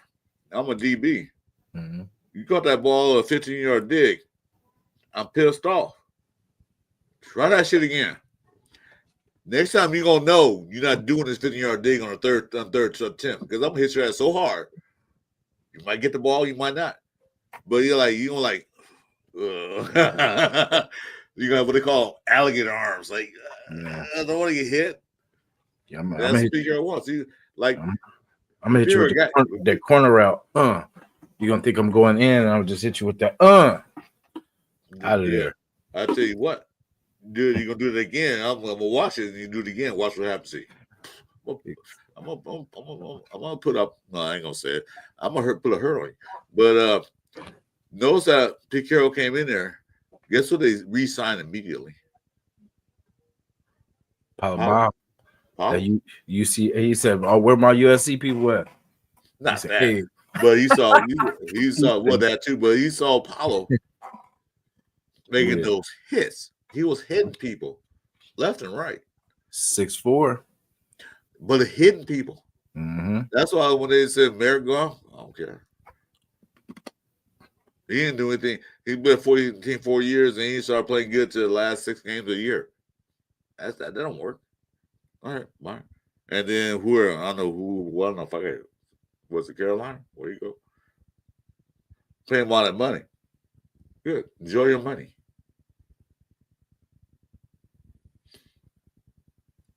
Yeah, so released, huh?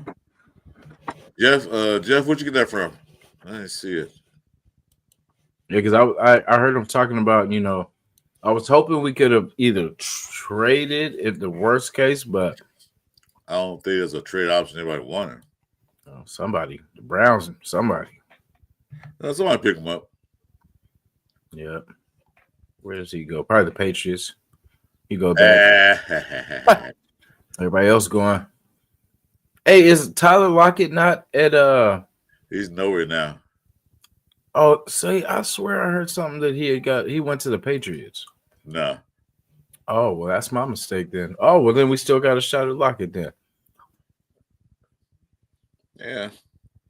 Lockett will take the place of Jacoby Myers, and I don't want that to happen. Yeah. Hopefully I wouldn't mind bringing him in, but he's my of Jacoby Myers type player. Yeah. He's faster than Jacoby Myers, but no. Yeah, definite bet. Well, we gotta do this in the draft. Obviously. We gotta get some big receivers because, like I said, my tag is we don't need a lollipop gill receiver core in our group because everybody's small. So I think we get some big receivers. The guy Higgins from Iowa State, right? I like watched Steve Smith's take on him. I did. Yeah, I was gonna say he loves him too, and I'm like, and for all the obvious reasons like the size, they said he's more because they were saying T-Mac. Right, sorry, the Siri thing keeps popping up. Oops. All right, yeah, they were saying he was more like how T-Mac was supposed to be Mike Evans or Drake London comp, but they said Jaden Higgins is more of that comp. Yeah, but he runs routes. Yeah. But T-Mac, he reminds of a Renfro type player. He don't run routes. He's trying to find an opening and get the ball. And plus, he said, watch him, but that was his younger days. I don't know if he does now. I already have him Higgins in later rounds and trap T-Mac at 6. Hey, what's up, AR? How you doing, brother? Sorry about your Vegemite game. I was rooting for you. I came in late, but I was rooting for you. I don't see the Jeff, what you can see of that? He says wishful thinking. No. No. But I took it on as I think I couldn't care less at the time because I knew where we were going, what we wanted to do, because I'd figured out how I wanted to do it. So, can you be a program builder? Can you learn how to do it? Yes, I did. And but the essence of it is figuring out who you are and what you want to stand for and how you're going to deal with people that you're going to be dealing with at all levels, and make it has to come from your heart. It has to be right, as authentic as it can possibly be. Then you can withstand the questions and the challenges and the issues and concerns from a place that you can be true. And let me extend this thought too, that it's extremely difficult for guys to be first-year coaches. It's extremely difficult. I got fired the first time. I got fired the second time. You know, and it's because I didn't know what I was doing. I didn't have my act together. And it wasn't that I wasn't wanting to be good and all that. I hadn't been through enough. You know, so sometimes you got to learn the hard way. And I hate learning the hard way. I always like the other guy to learn the hard way. But you know, sometimes you just got to go through it, and that's what good plays. Are there young guys in the league that stand out to you as up-and-coming program builders? Of course. Yeah, they're all over the place. Yeah, there are. Coach, how do you see the pedigree of all the coaches? He hella wanted the names, but he didn't give them none though. Yeah, you heard that, right? Yeah, I ain't put myself out there. Yeah, he said, yeah, there's a bunch. He was trying to, I don't know what he was trying to dig out of that question. Like, I mean, what would that? He was trying to get him to say something. Yeah, who he admires and who he kind of looks up to and or looks to. You know, for big girls game. AP would have blah blah. Yeah, he's all everybody. It was just blah blah blah blah blah. Him and McDermott were like blah blah blah blah blah. Yeah, you know what I'm saying? Hit him with about 100 you knows and well you know. And, be careful, like yeah. Wait, next question. Yeah.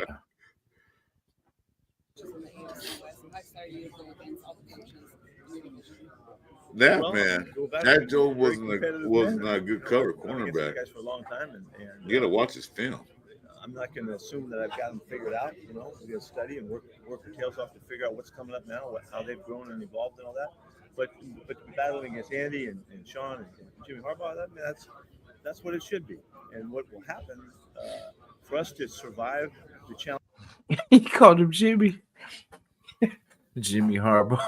Well, Jimmy Harbaugh has no luck against Pete Carroll because he beat him multiple times in college and in pros. So I've never heard anybody call him Jimmy Harbaugh though. Like that's they're good friends. They're really good friends. So old Jimmy. He said old Jimmy. Like yeah, that's I don't know why that's so funny, but I'm like I'll never hear nobody call Harbaugh Jimmy. There was a meme. I wish I was down. I gotta find it. It was a meme showing Harbaugh as the head coach of the Chargers, like his face, like you all look all tough. Yeah. Then a meme showing Raiders hired Pete Carroll. they showed Jimmy Harbaugh, you know, all buffed and like new head coach of the Chargers. And then they show a year later, they show Pete Carroll come in with the red hat and everything else, and then Jimmy called. All frail and skin, like, oh God, we gotta play against him. It's because I mean, man, Sean Payton, you know, like I say, I don't know, I'm putting Pete, you know, I say, you know, Reed, Pete, Harbaugh, Sean, Payton. Okay, you gotta look at the record. Okay, not counting Reed because he got there like 8 times, but look at the record. I mean, Super Bowls Pete went to. He went to 2 back-to-back Super Bowls. Yeah, 2. One could have won 2. Could have won 2 back-to-backs, but that's neither here or now. But Sean Payton, how many Super Bowls he win? 1. That was the Katrina year. I think they gave it to him. Yeah. Now, how many has he been to after that? None. Okay. How many Super Bowls Harbaugh went to? Ooh, was it 2? 1.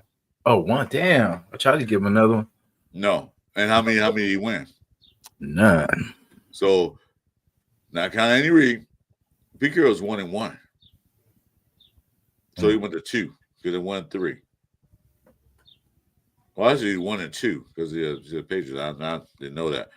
Oh yeah. Oh yeah. 1 and 2. Yeah. So he went to 3.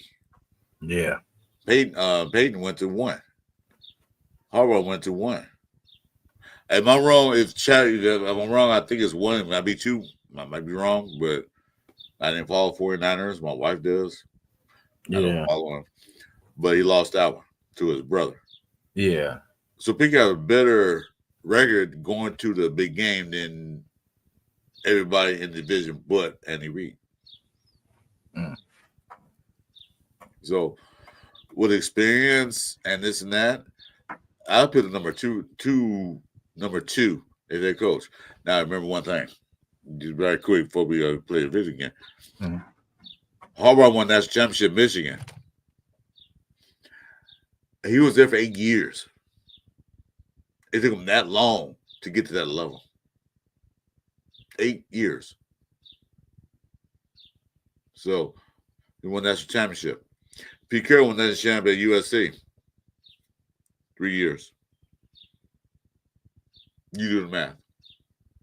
3 years to win that championship. Although it took him 7 or 8 years to win that championship. So who do you think is a better coach? Yeah, we won that one. Mm-hmm. Yeah. Here we go back to the challenges of that division. We're going to be ready for whatever comes, and that's the way it should be. If you expect it to be easy and it's going to be you got an advantage, I don't see it that way. The harder it is, the better it is for us to get good. And the sooner it's hard, the sooner we get better. And so the challenges are enormous. You guys are great. I have great respect for him. I happen to be sitting next to Jim on one side, and I got Andy on the other side. These meetings, yesterday we were having a blast. Jim and Andy. I can't wait for that to happen. He knows he didn't say Harbaugh. He knows he didn't say Sean Payton, right? He said, yeah. Yeah. I got Jimmy on one side. You got Jim on one side and Andy on the other side. He didn't say Payton. He said, yeah. Hey, and see, I like that. He's saying who he really has to. I mean, yeah, you got to compete with everybody, but he's saying he knows who the true competitors. Yeah, you do. I happen to be sitting next to Jim because he competed with them for years. Yesterday we were having a blast. Oh yeah, it's gonna get good. Yeah, he said I don't want to easy, I want it hard. So that way you get better. Yeah.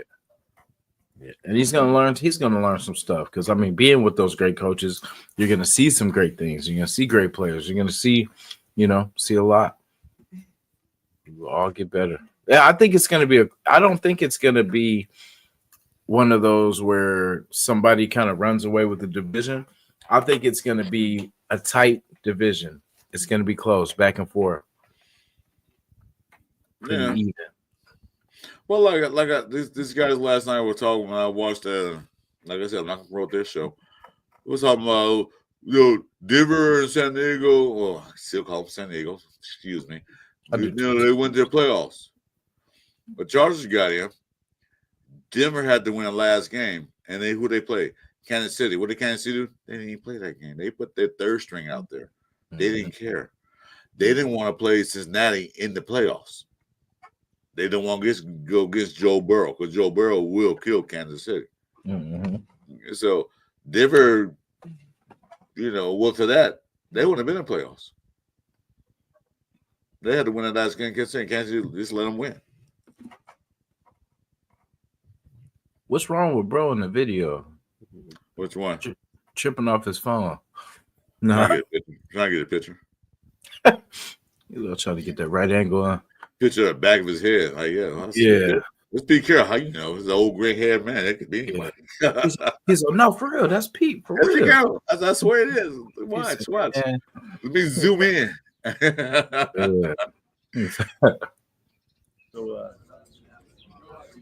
I can't wait for that to happen. You talk about program builders. What do you see from Bo Nix?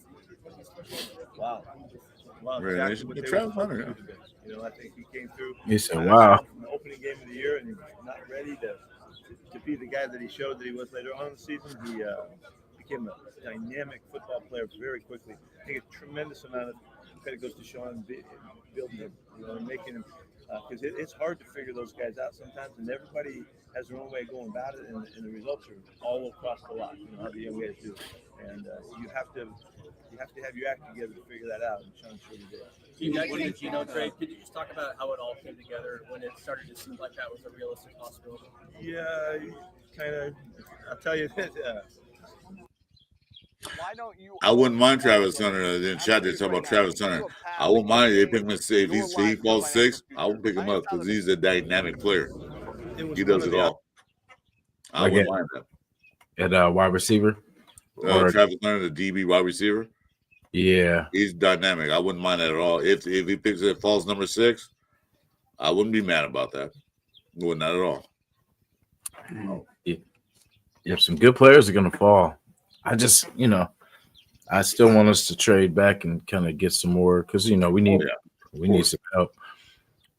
I'll tell you one thing. If that Drew Carter probably gone, although he's been hurt, he's falling in the draft, but somebody still won't grab his ass. Mm-hmm. Mason Graham not there. If Shedeur Sanders not there, Cam Moore's not there, I would trade back. Yeah. Because Chicago has those 2 second-round picks, right? And then, there's rumors that they want Genty. So because there's other running backs, and especially if we stack another second or third or whatever we get off them for trading, trading back, we can get a running back and something else in that round. You know what I'm saying? That's the thing. We want to double up. We need all the help we can get. But see, here it is, though. Mm-hmm. Cowboys want Genty too. Jerry Jones loved those kind of running backs. I can see, hey, we'll trade you our 12th and a third for another 6th pick. I'll take it. Yeah.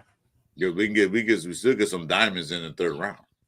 Yeah, see, that's what I mean. I want to stack up in those rounds because, that's cool. We could, I feel like if we drafted 6 and it's not, say if it is a running back or a wide receiver or something crazy, but I feel we could have got a little bit more value for that pick. You know what I'm saying? We could have slid back a few times, like Chicago, maybe bam.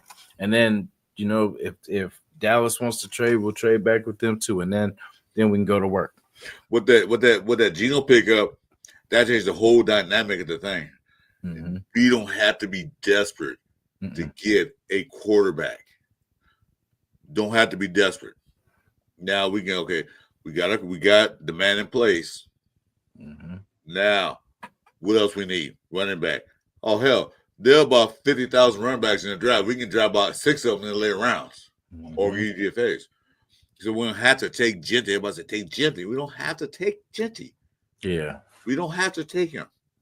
Mm-hmm. Believe me, I like Henderson better than anybody else. I like Henderson and the guy from not Devin Neal. What's the other guy? Ollie Gordon. I like Ollie Gordon, Hampton, and Henderson. I'll take either one of those 3 guys in the 3rd, 2nd, 3rd round. Yeah, and I'll get 2, 3 running backs. Yeah, we could do some damage because really with Mostert, and then we'll say whoever we drafted running back, and then we pick up another. We got a good thing going, and then we get. Do me a favor. Highlight Jason Downs highlights all the way at the bottom. Let me get it. Because I'm gonna punish him in a minute.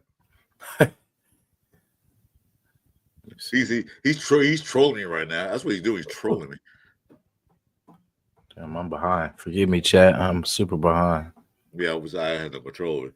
He said Dylan Gabriel in the 5th. You know what, Jason Downs? Okay. Stop trolling me.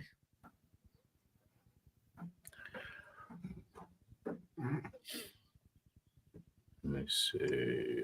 Almost there. Oh, here we go. Damn. Appreciate y'all, man, too. Jason, I'm gonna kick you off, man. My moderator, you keep on trolling me like that. He's always messing with Dylan Gabriel. Yeah. Yeah, well, if he's like late, 5th round, still too high for me. I'll take him in the 9th round. Yeah, maybe 10th. Mid 10th. Yeah, I'll trade up. I'll trade up for a 10th round pick. Anyway, so I like what he's saying. I like what Pete Carroll's saying. Mm. He's not spilling his guts. No, we got quarterbacks in the room. We got, and they picked up one, Stokes. Stokes played cornerback and safety, so he's a dual role guy. The guy from Green Bay. Green Bay, yes, Eric Stokes. Yeah, is he going to be slot, or do you think he's going to be? I don't think he'll be slot. I think it's be more or less that dual. They play three. They play three safeties. I think it'll be that cover safety because he plays cornerback, so he's a great corner cover safety. That's what I think he'll play. I don't think he'll play slot. I think they're gonna look for their slot receiver. That's why they re-signed Darnay Holmes because he's fast and he hits too. Yeah. Because somebody was talking about, well, we put Jack Jones at It's like no, he get burned too much. Plus, he don't tackle. And then he got to watch the line of scrimmage. He don't tackle. That's why if he's released, like Jeff said, okay, that's one headache out the building. Because I remember this is a new regime. They're gonna bring their people in here, who they like. Pete Carroll's a D-back coach. Pete Carroll's a head coach. He know what deep room. Why they sell so successful? Nobody can pass on him. And yeah, Bobby Wagner there. They could barely run on him. Yeah. And then I think that was kind of the Devin White signing too. Was kind of like a, where he would have his vet DB. Someone that can, be the QB of the defense. Well, Devin White played more of a blitzing linebacker than he does blitzing linebacker and a cover linebacker than anything else. Robert's the one's going to stop the holes. He's the one who's going to pause. He's the one to go. He's the one to go hit some gaps. He's the one that's going to get them run games going. Mm-hmm. Let me see. In fact, let me get back to before I get. No, I didn't say get Wagner. I was just saying that's what Pete Carroll had when he was in Seattle. Mm-hmm. No, he's older. Everything else, but no, I don't say bring him in. But that's the type of play he likes. Sure. Options that I was hoping would be available, and when we talked right from the beginning, there was a number of options of who we could go to a quarterback to kind of start the program up, and Geno was prominent in my mind because I knew exactly what we're getting, and Geno and I have a tremendously long, in-depth relationship. Talked to him all throughout, this year. At times, you'd be surprised how much we were just communicating and stayed in touch, and really, it's about me supporting him and hoping for the best. And so when it came around time we could finally get to it, it was an automatic that we would take a shot at it. And fortunately, Seattle was willing to listen, and John Spytek did his first big-time deal, and he pulled it off exactly in the manner that we wanted to, and so it gave us a great kickstart to what's going on. A couple years ago, you called him one of your all-time favorite guys. You see that? What all went into that? Geno talked to Spytek and told him that Seattle wanted ready to trade. He talked to Spytek. Spytek listened, and he did it. You see that? So that's the one thing Telesco and AP didn't have last year. I don't think AP wanted Minshew. I don't think he's a good Minshew. Now, I don't think that was his ideal quarterback. He already had an ideal quarterback. It was AOC. Maybe draft one. Mm-hmm. But Telesco was, now we're going to get Minshew. All right, whatever. But Pete Carroll said, hey, you know what? I work with this kid. He's a competitor. I think he'd be great. See, I don't want to give up. Go talk to him. And I don't care anybody say a third-round pick that we got for getting rid of Diva Adams. It's basically a swap. Mm-hmm. A better quarterback for a complainer. Somebody who always bitching and nagging about not getting his touches. I think that's a good swap. Yeah. Yep, solid. And all he has to think about is football. All he has to do is just concentrate on football. And then, see, that was something that they brought up too, like being that we signed him for, these years to come now. Do we just focus on building around him? Because, that is true. That would be unfair to draft a quarterback. I mean, it's for the future of the franchise, but, you're spending a pick on a position that you already pretty much have in place. You know what I'm saying? If that makes sense, like, is that a waste, or should you be building around the quarterback that is there now? I think my philosophy, I'm looking at it from my point of view and my point of view only. I'm thinking that's why they gave him that third year is not guaranteed. I'm thinking that's what gave him the Jalen Miro vibes right there. That's what I'm thinking they're going to build around Geno. They're going to give him the weapons he need, the running backs he need. But they also want a similar style quarterback like a Geno Smith. So they just decide to, I don't want to be anymore, or take off, or they won't resign them. A quarterback who pretty much has some similarities, they can step right in. Mm-hmm. You see what I'm saying? Because they're gonna get an athletic quarterback. They're gonna draft one. They're gonna draft another AOC. I'm not saying nothing wrong with AOC, but he's a pocket passer. They don't get a dual threat quarterback. They don't get a mobile quarterback. A dual threat quarterback is one that will take off and run in a minute. Mm-hmm. Jalen Miro done that, but they're gonna learn. So that's what I'm thinking. They're gonna build around Geno to win now, because Pete Carroll only had 3 years, maybe 4. Geno has 3 years or 2 years, maybe 3. So they're gonna build around for now for the next 2 years, get that quarterback in position. Sit back and learn. Mm-hmm. They're gonna follow what Green Bay does with their quarterbacks. Aaron Rodgers sat behind Brett Favre for years. Came out superstar. Jordan Love sat behind Aaron Rodgers. Come out playing well, playing good actually. Mm-hmm. That's what they're gonna start doing. Even Tom Brady said he don't believe in that driving a quarterback in the first round and out there playing. He believes that he need to sit a year. He sat a year. Ryan Breeze, Bledsoe. I believe it's like learning the game, learn the speed. Because look at CJ Stroud came to the league to a team that's already was ready for him. Mm-hmm. Second year, didn't do so well.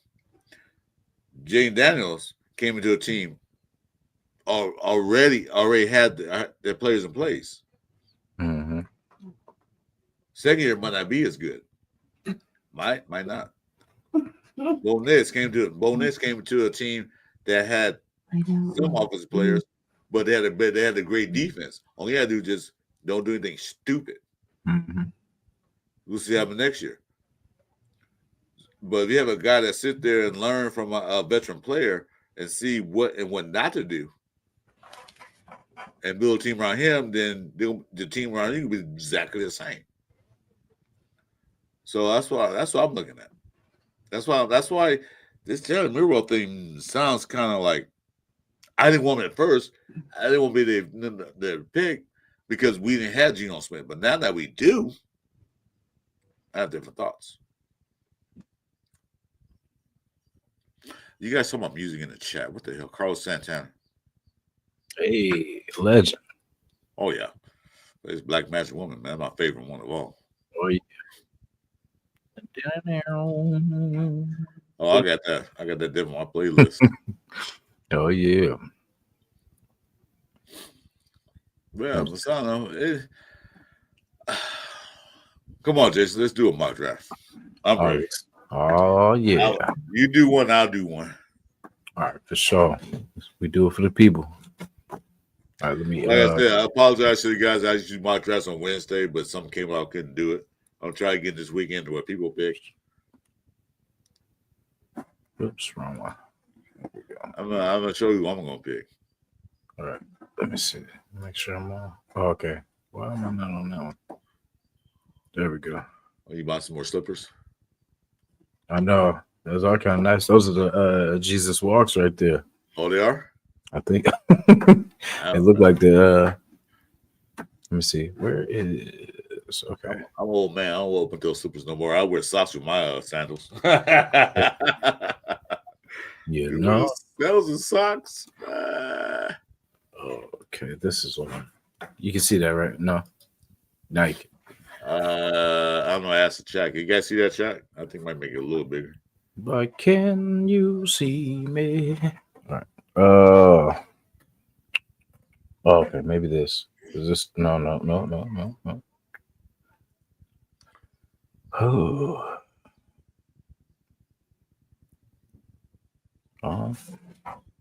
You can't get it. Yeah. Well, I forgot what was the button. Control plus. Yeah, Control plus. There we go. Does that work?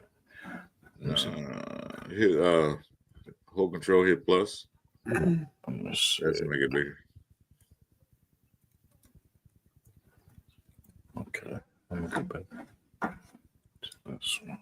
Okay, let me know if it goes.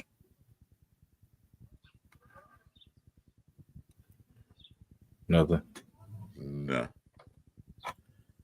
Oh, all right. Yeah, I can barely see it. Let's see.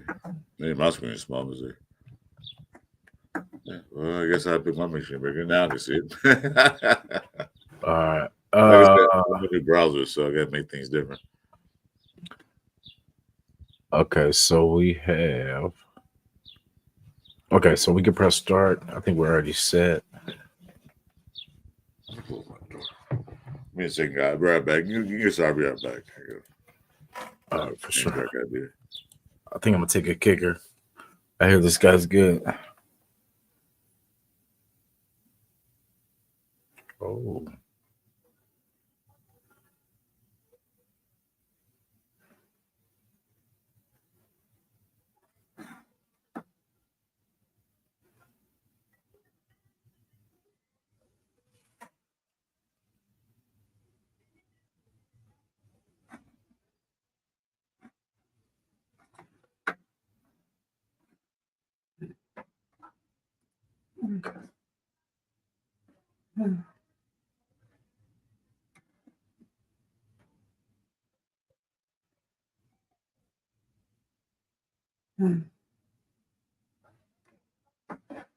Okay, something went. Okay,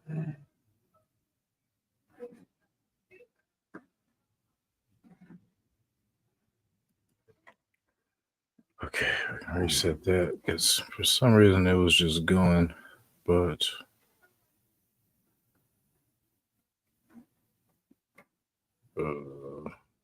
trades.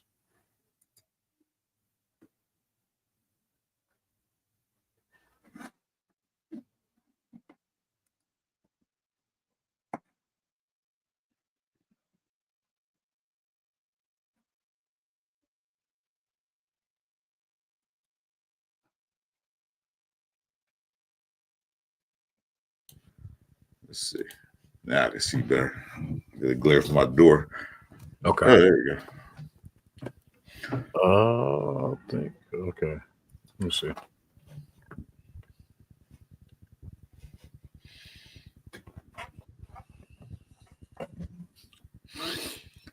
You got computer off? Yeah. Okay. Yeah. Okay. See, look, they already want the trade. Yeah. So they want to trade the 12 and the 44. I would take that. Yeah. Let's see what the other. I'm just looking at what the other one was. Okay, there's we gotta go first fan. Wait.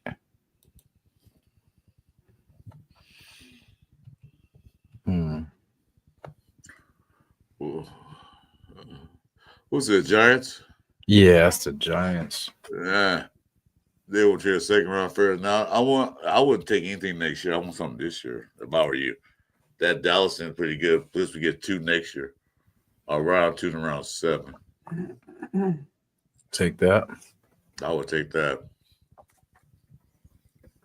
And then let's try getting running back. So is this where Genty goes? Yeah. Browns. Mm-hmm. That's actually a good look for him. Him and what's the space? Goodness. Chubbs.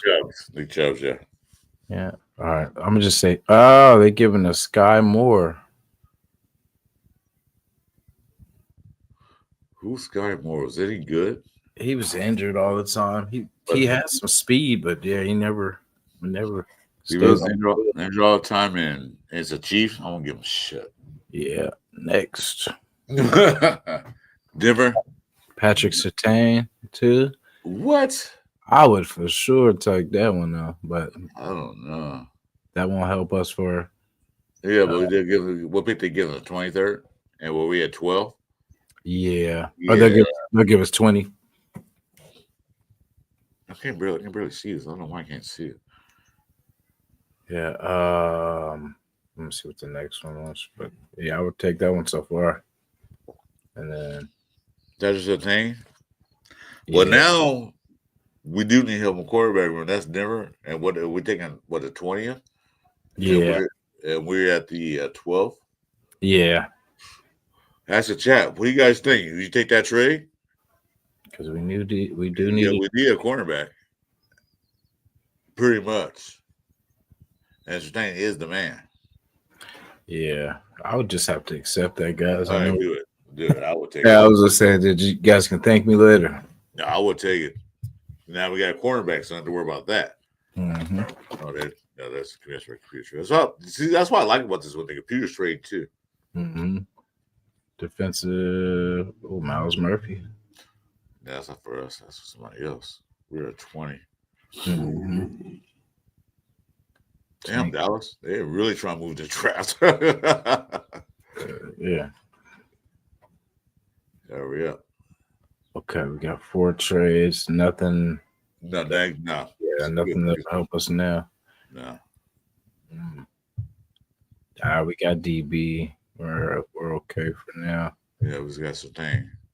Nah. Can't. Yeah, we already got. Yeah. So we're gonna we'll pick. So we reject them all. Yeah. All right. So now we're at 20. Who's the best available player right now? In my eyes, it would be either Amanawari or Matthew Golden. Okay, so we got a quarterback BI trade, and we're still in the first round. Do me a favor, look at quarterbacks. I just want to see who's there. For sure. Oh, we got Ewers, you got Milrow, Will Howard, Cal McCord. Oh, you know what I'll do now? Since we got that cornerback, I will take Milrow right now. Take Milrow right now? Yeah, I will take him right now. Just get him in there. Just get him in there. I mean, people say, why early? Because he's like on that list. He'll be the next one to go. I wouldn't take Ewers. I'll take Milrow because he's a good project to work with. Under, what's his name? Yeah, that's his name. Geno? No. Yeah, he'll play on Geno, but what's the quarterback coach name? Olsen. Olsen, yeah. Mm-hmm. We mean no, Chris. Shut up, Jack. It's a late first round pick. I'm still taking. I would have traded up in the late first round, pick him up anyway. Plus, we got a cornerback, Surtain. Yeah, I think people are going to be upset because we might have missed out on some running back action. We never running backs in the league. When this is finished, go to the running backs. So watch how many running backs over here. For sure. Are we done with this trade? What was this? Oh no, this is the offers for this pick. Damn, we missed out on Ibuka. Yeah, next. They keep trying to throw us a DB. And then not so much. Reject yeah, let's get up. Next year. Go to running backs. How many running backs in there? Okay, running back. And wide receivers. We got still got Brown Henry there. You still got Henderson there. I mean, there's so many there. It's ridiculous. They go wide receivers. Yeah, let me see. Go to wide receivers. We got Burden. We got Higgins still there. You see, I mean, we're not missing on anybody yet. I'm sorry, guys, but take him. Taking Higgins. Take him. I will take him too. Yeah, let me see. Because we got the DB, we got quarterback, we got Higgins. Now we can play around with tackles and all that stuff. Yeah. But we still need. Yeah, I'll say we still need a running back too. So hopefully. Oh, in fact, we're here. All right, so we got Hampton, we got Johnson, we got Henderson. Yeah, so pick your poison, dude. Henderson's great. Oh, my bad. It's good. You already picked him? Yeah, I took Hampton just to. Okay, that's fine. That's fine. Because Portland on Henderson, he's not going to have the eye, the vision. Hampton do. But Henderson has It's good breakaway speed, and he can catch out the backfield. So, but Anthony can do it all. Yeah, they said he's every down back, so I like that he was still there. So, well, yeah, I like it down back, but he had to play every down if he get another running back. Yeah. Which I think you better get, because I say there's gonna be a lot of running backs UGFAs. Got a lot of trades going on. That's why the computer doing it. Xavier Watt to Buffalo. Yeah, I'm looking at Xavier Watt too. Okay, so now we're back. No trade offers. So who we got so far? Look at our draft board. We have Jalen Milroe. We have Jaden Higgins, Marion Hampton. So we got a running back, got a receiver, and we got a future quarterback. Now, what I would start doing is building that trench up. Just go O-line. I will go O-line and D-line and O-line and linebacker. Those three things. D-line, O-line, linebacker. All right. I was gonna say there's a good guard, Radledge. There's a couple wide receivers. There's Henderson still there too. Trayvon Henderson still there? Yeah, I was gonna say. Wow. Yeah. We're in a spot because where we at now? We are at pick 68. So we got the extra second round. That's right. Yeah. So Henderson, we could get another wide receiver. I would take him. Yeah, okay. Let's do it, man. We got third down back. Yep. So we're set at running back for life. No. Running back. Don't worry about them at all. All right. So now we'll get the trenches. Yeah. Let's work on trenches and linebacker. Yeah, but I know Walker's gone from Georgia. I know he's already gone. I know he's off the board. Let's see what we got.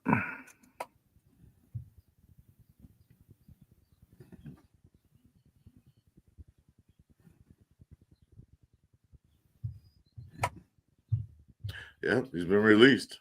I knew that. His stick says he's been released. I didn't see reports, but I knew something was going to happen. I'm sure they were trying to trade him, but nobody wanted him. It's so hard to say goodbye. It's like I don't know if you heard what I said, a smoke bomb treatment to the running back room. Man. You hear about what I said about that? Oh, yeah. Yeah, so that's what I'm saying. Another smoke bomb treatment. Like, bye. All right, here we go. Coming up. Coach, I can't get back in the room.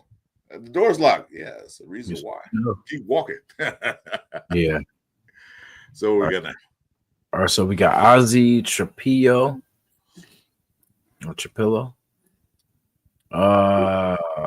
As far as trenches wise, we got some safeties. Andrew Makuba. Ty Felton, speedy wide receiver, Maryland. Tez Johnson, smaller, elusive back. Well, I think we got a number one in Higgins. I think we got that. We probably dealt with him a little bit more, but I think we got that. So I guess I say get that old line, get a guard or a combo guard tackle guy. In fact, let's look at his let's look at the 6'8", 316. That's a tackle. Yeah. What's the speed? If you go down and see it, everything's up. 5.21. Keep scrolling down. Let me see. There you go. You can see all his strengths and weaknesses. That's what I like about this thing too. It shows everything. Mm-hmm. Let me see. It's got his 81 and 2/8 for the wingspan. Arms are short, so that's why I say we could probably put him in guard. It's kind of big to be a guard, 6'8". That's kind of big, and the speed is kind of slow because guards got to move. Mm-hmm. Wait, no, I think his 40 was not. I think it was 5.2. I think we do better than that. Yeah. Yes, he played tackle, so no moving him guard, be kind of like. Let me see. The scouting report strengths uses his massive frame masterfully and pass protection, creating a gravitational pull that forces edge rushers to take wider angles and expand their arc unnecessarily. Possesses vice grip hand strength that, when paired with proper placement, completely neutralizes power rushers trying to work through his chest. Yes, that's one thing about that. These edge rushers are not power that much anymore. They're more like speed. Mm-hmm. So that's why I think you had long arms to reach to get them out before they, use their speed against you. He'll probably be good in the run game, but he says a pass protector, man. Let me see.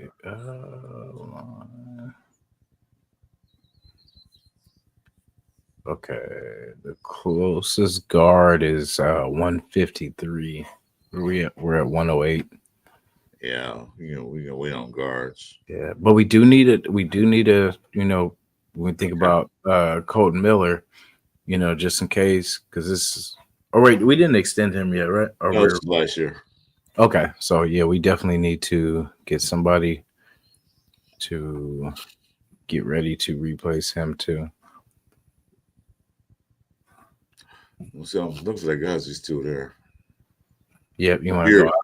Pierce. Go there. Oh, Pierce. Was it? Oh, for yeah, Holland Pierce. Yeah. Well, watch his stats. Okay. Look at his stats. Look at the side speed. Scroll up. 6'8", 341. Hey. Yeah. Okay. Well, look at his speed. 5'4", how big he is, and get that speed. Yeah. And watch his arm length. Let me see. Let's go. Let me get out of there. My bad. Arms. Oh yeah, better. Yeah. Better. Hands, height, of course. Span, not so much, but. No, he could be trained. And he's pretty even kill for both pass blocking and run blocking. So, I would take him. That's the guy I picked in my mock draft. I always pick him. If he's there, I always grab him. Because if he's going to play behind Colton Miller or Glaze, he can learn. Mm-hmm. Just in case anything crazy happens, we got him. Yeah. I got to take him. We're being aggressive, Raider Nation. Yeah. We're going to get him.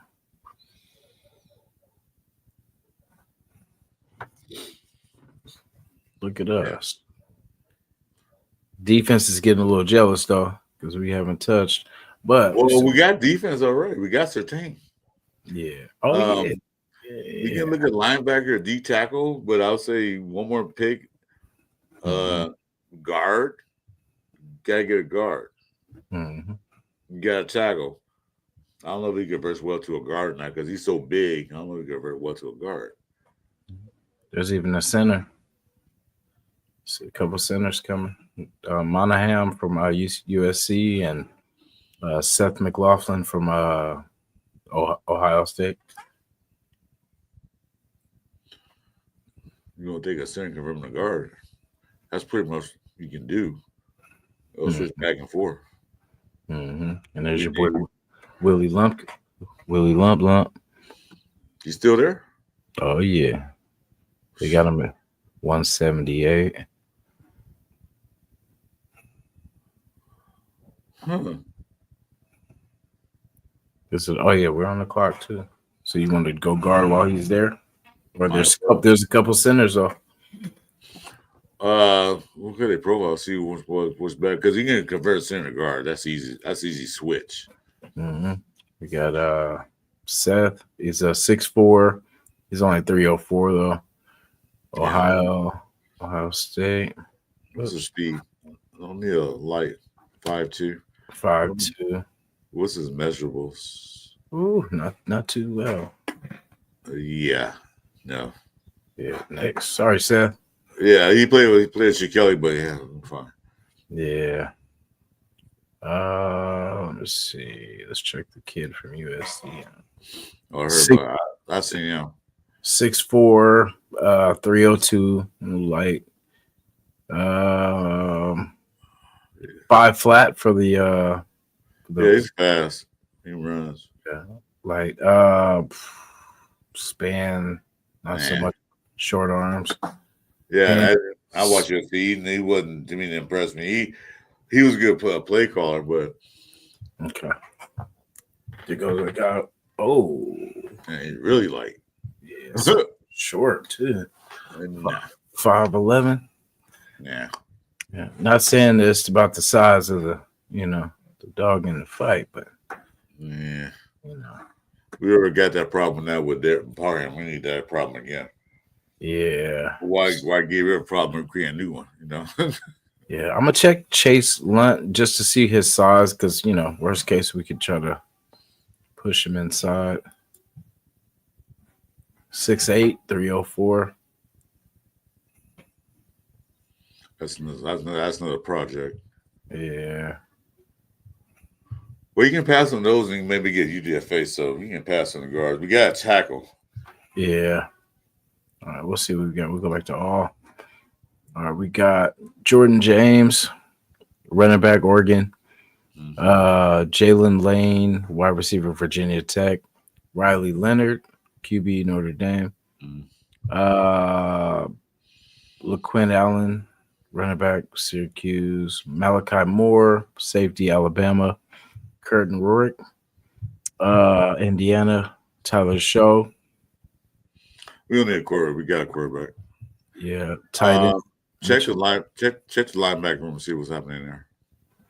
All right, we got Jack Kaiser. We got is it Barron Sorrell? Oh, look at his profile. Watch this guy. Boom. Watch this guy. 6'3". 6'3". Oh, yeah. And look at the speed. What happened to his eye? No. Let's see. 4'6'8". Probably spoken that good stuff. Yeah. What's wrong with his eye? That's not. You got the NIL, man. Probably spoke the good stuff. Man. Hell yeah. The important stuff. Anyway, no pun, no drugs. I don't believe in that. They probably don't. Yep. So good tackle rate. Yeah. So tackling, not so 58%, and then they got everything else is except the coverage. Not so much coverage, but as far as the pass rush and run defense, yes. I would take him as a linebacker group because, like I said, it's really no good coverage linebackers anyway, and they have to be developing that. Look at Spillane. He set the coverage. Then he got better. Mm-hmm. So you got a linebacker now.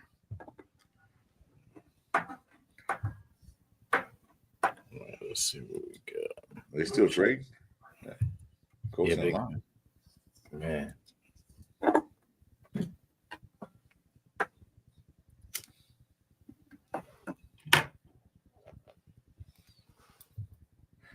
Like this mock draft better? I do. I really like this one. I think it's more realistic a little bit. Yeah, I'd say, but plus they show the actual stats of them, what they did. You compare contrast, and plus do that computer trade. That's more realistic because that really happens. Mm-hmm. You know, them backroom deals, like, hey, give you some of this for that. What?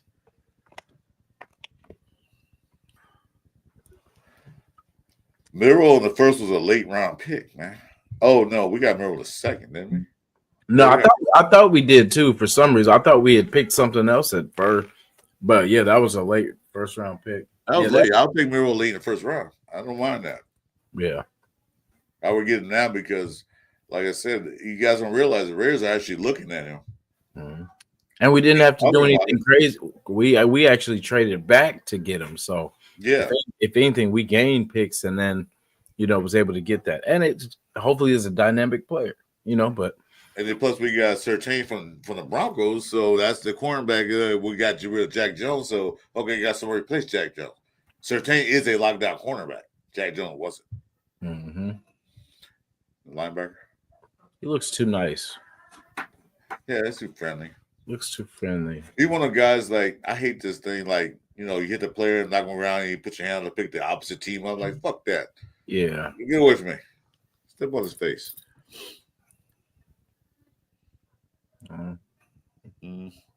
Tackles though. What's this? A linebacker.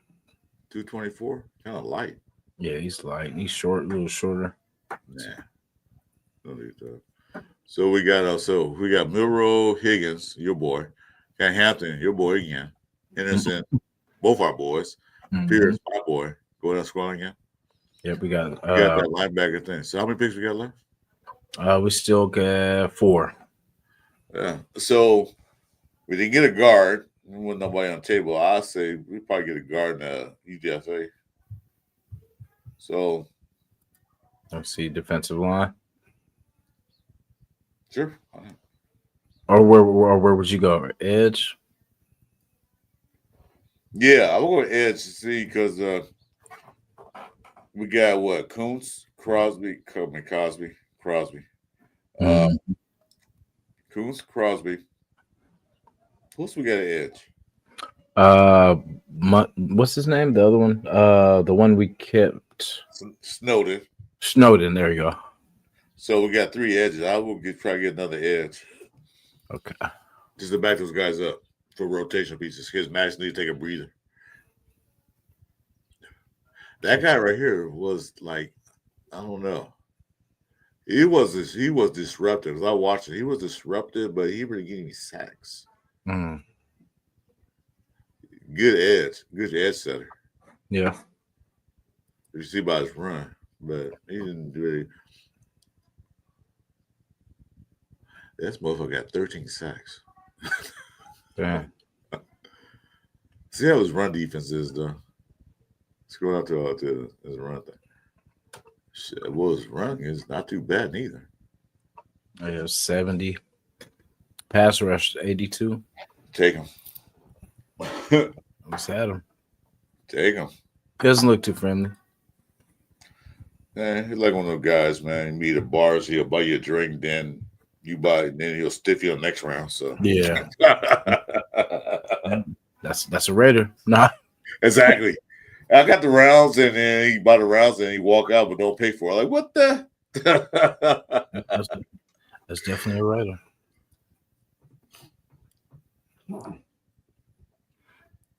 So now this is like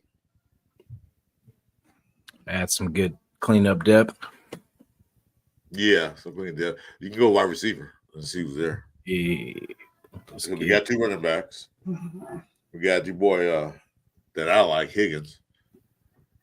I will go right. I'll try to get White's there. I'll try to get a speedy wide receiver. I mean, Tucker's there, but they don't have 2 speedy wide receivers there. That guy White from we got a couple back-to-backers too, so we can let's get him some weapons. Okay, so Ricky White is there. I just want to see the size real quick. 6'1". Yeah, he's 6'1". He's big. He's not small. He's not a munchkin. Yeah, 4'6". Speed. And he has good hands. Look at his hands. Then go scroll down. Let's see. Oh yeah. Yeah, good hands. Look at that. All right, let's do it.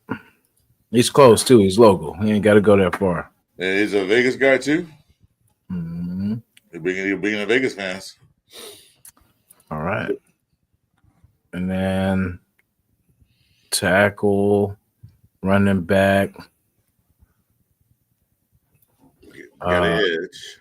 Yeah, tight end, safety. We got 4 tight ends. We got Shorter, the guy who's picked up Thomas, plus of course Brock and Mayers. Now I don't know what's happening with Mayer. We don't know what they're gonna do with him. Yep. So what I'm gonna do is get Lachey. Okay. Is he the top? Yeah. We'll get Lachey. Well, in fact, let's see what he's got. He's one of the blocking tight ends. They're 6'6". Yeah, he's one of the blocking tight ends. That's a good red zone guy too. Okay, no touchdowns whatsoever. He never sniffed in his zone. Nope. All right. He probably want to block in tight ends. Go down to his thing. Oh, I got you. Go down. Let's see the stats. Ooh.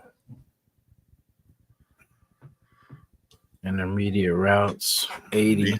Decent hands. Blocking. Blocking not so much. Oh, probably because it's a small frame. Yeah, probably. Yeah, deep threat, 63%. So he could probably do, he's got some size. 6'6".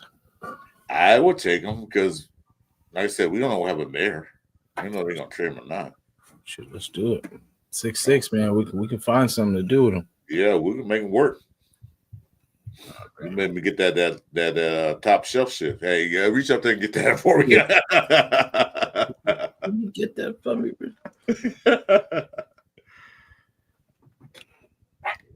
They still want to trade. What they trade? Next year's? Yeah, they talk about next year. I'm like, the need is right now today. No. Next year stuff. Yeah, but appreciate you. Thank you. Unless you'll give us Joe Burrow in that trade, we'll take it. Yeah, exactly. You just imagine that Geno Smith and Joe Burrow on the same team. Oh my God. Oh, they'll have a quick trade for Geno. Go NFL will like, no, you can't do that, Liberia. That's illegal. Like, shut up. Here's another guard. I was gonna say we could 6'5", 299. No, like, but he's almost 300. Yeah. How big is arms? A guard don't need big arms. They need strength. They need that push. He got the shorts. Well, he's a guard. Yeah, like you say, he's a guard. So run blocking better than his pass blocking. Well, yeah, that's what guard need for run blocking. You need for pass blocking. No. Nah. What do you think? 6'5"? Nah. Size. Woody Marks. But you got that center, didn't you? Did you pick up that center? Did we get it? No, I don't think we did. I think we passed. Yeah, we got the tackle. And yeah, we passed. We passed on. Yeah, we can. Let me see. Let's see what's out there. Caleb Rogers. Nav, I rather not do a quarterback to later rounds. Yeah, there's no quarterbacks really do. And Miro fits the Raider scheme what Chip is going to do. I would take him now and get him out the way. We can get other things in later rounds. I'm not saying put Miro at 6. I'm not saying that. But we traded up to get him. Mm-hmm. We need a future quarterback. For years, we never drafted a quarterback in the first 3 rounds. Well, best available. Well, then we got our needs. Yeah. Let's say I'm gonna go. Your call. You know what? I'm gonna say Caleb Rogers. This is a light one. Yes. No. All right. Let me see. Let me just do a tackle. We can put him in guard though. Yeah, and then let me see who had the better size. He was 299. So it was 315. Yeah, so we'll go here. We can put him on that right. We can put him on that right side next to Glaze. But I don't. It's a second year guy and a first year guy. Kind of like I don't know, but still, yeah. We switch over Meredith over to that right and put Caleb next to Miller. Mm-hmm.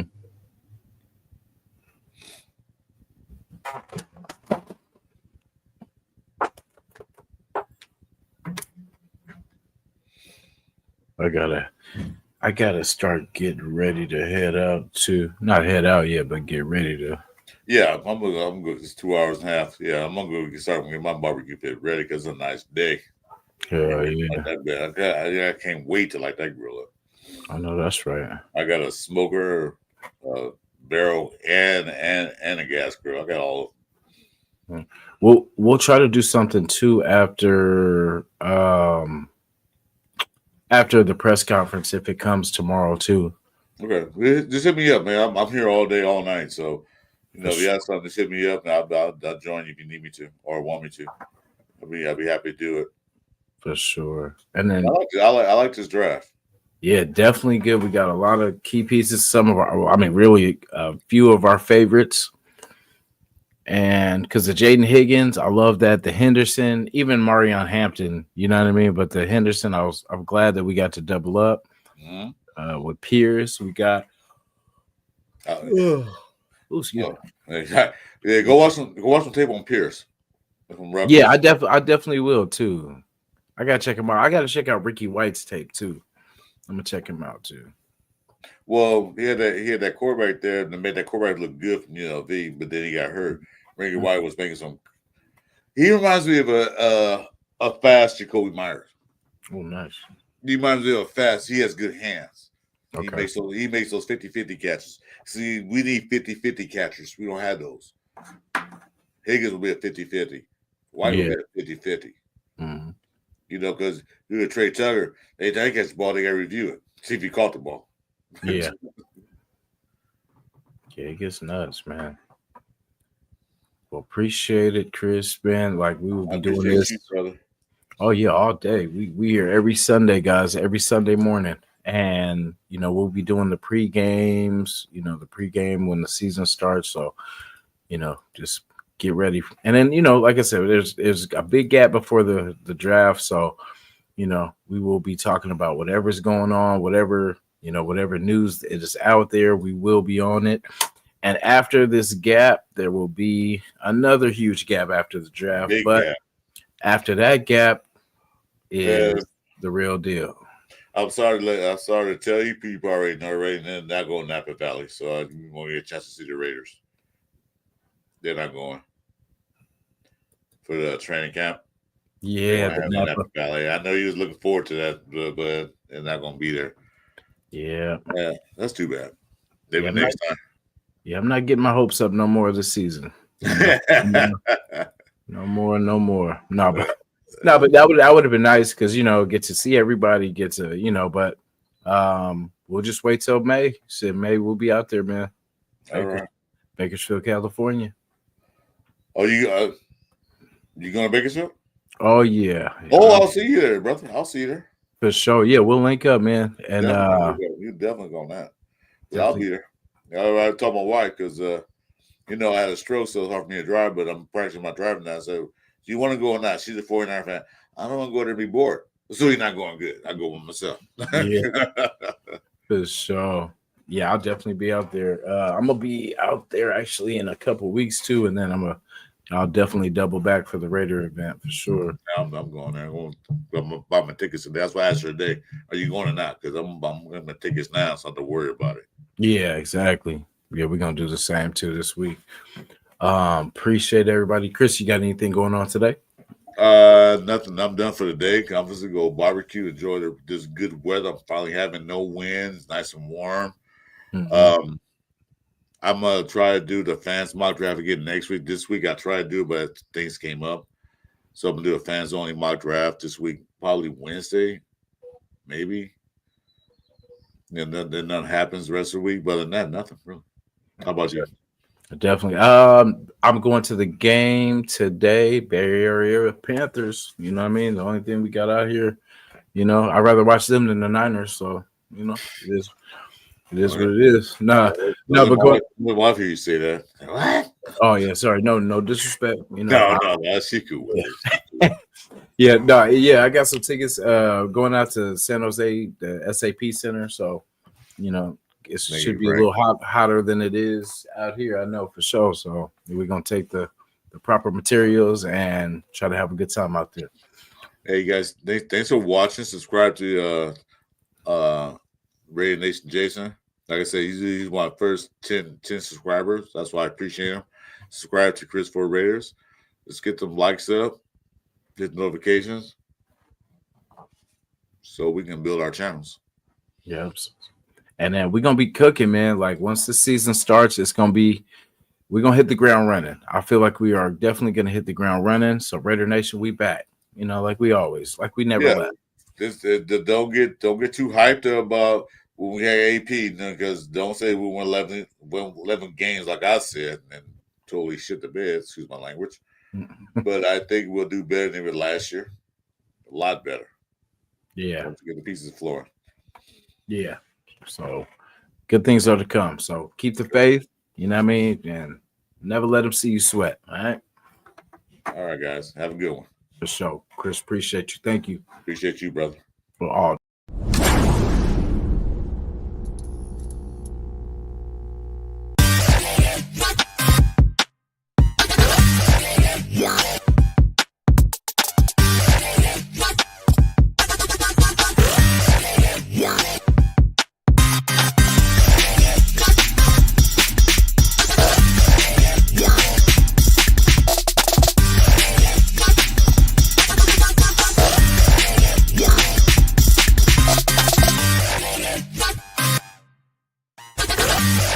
Yeah.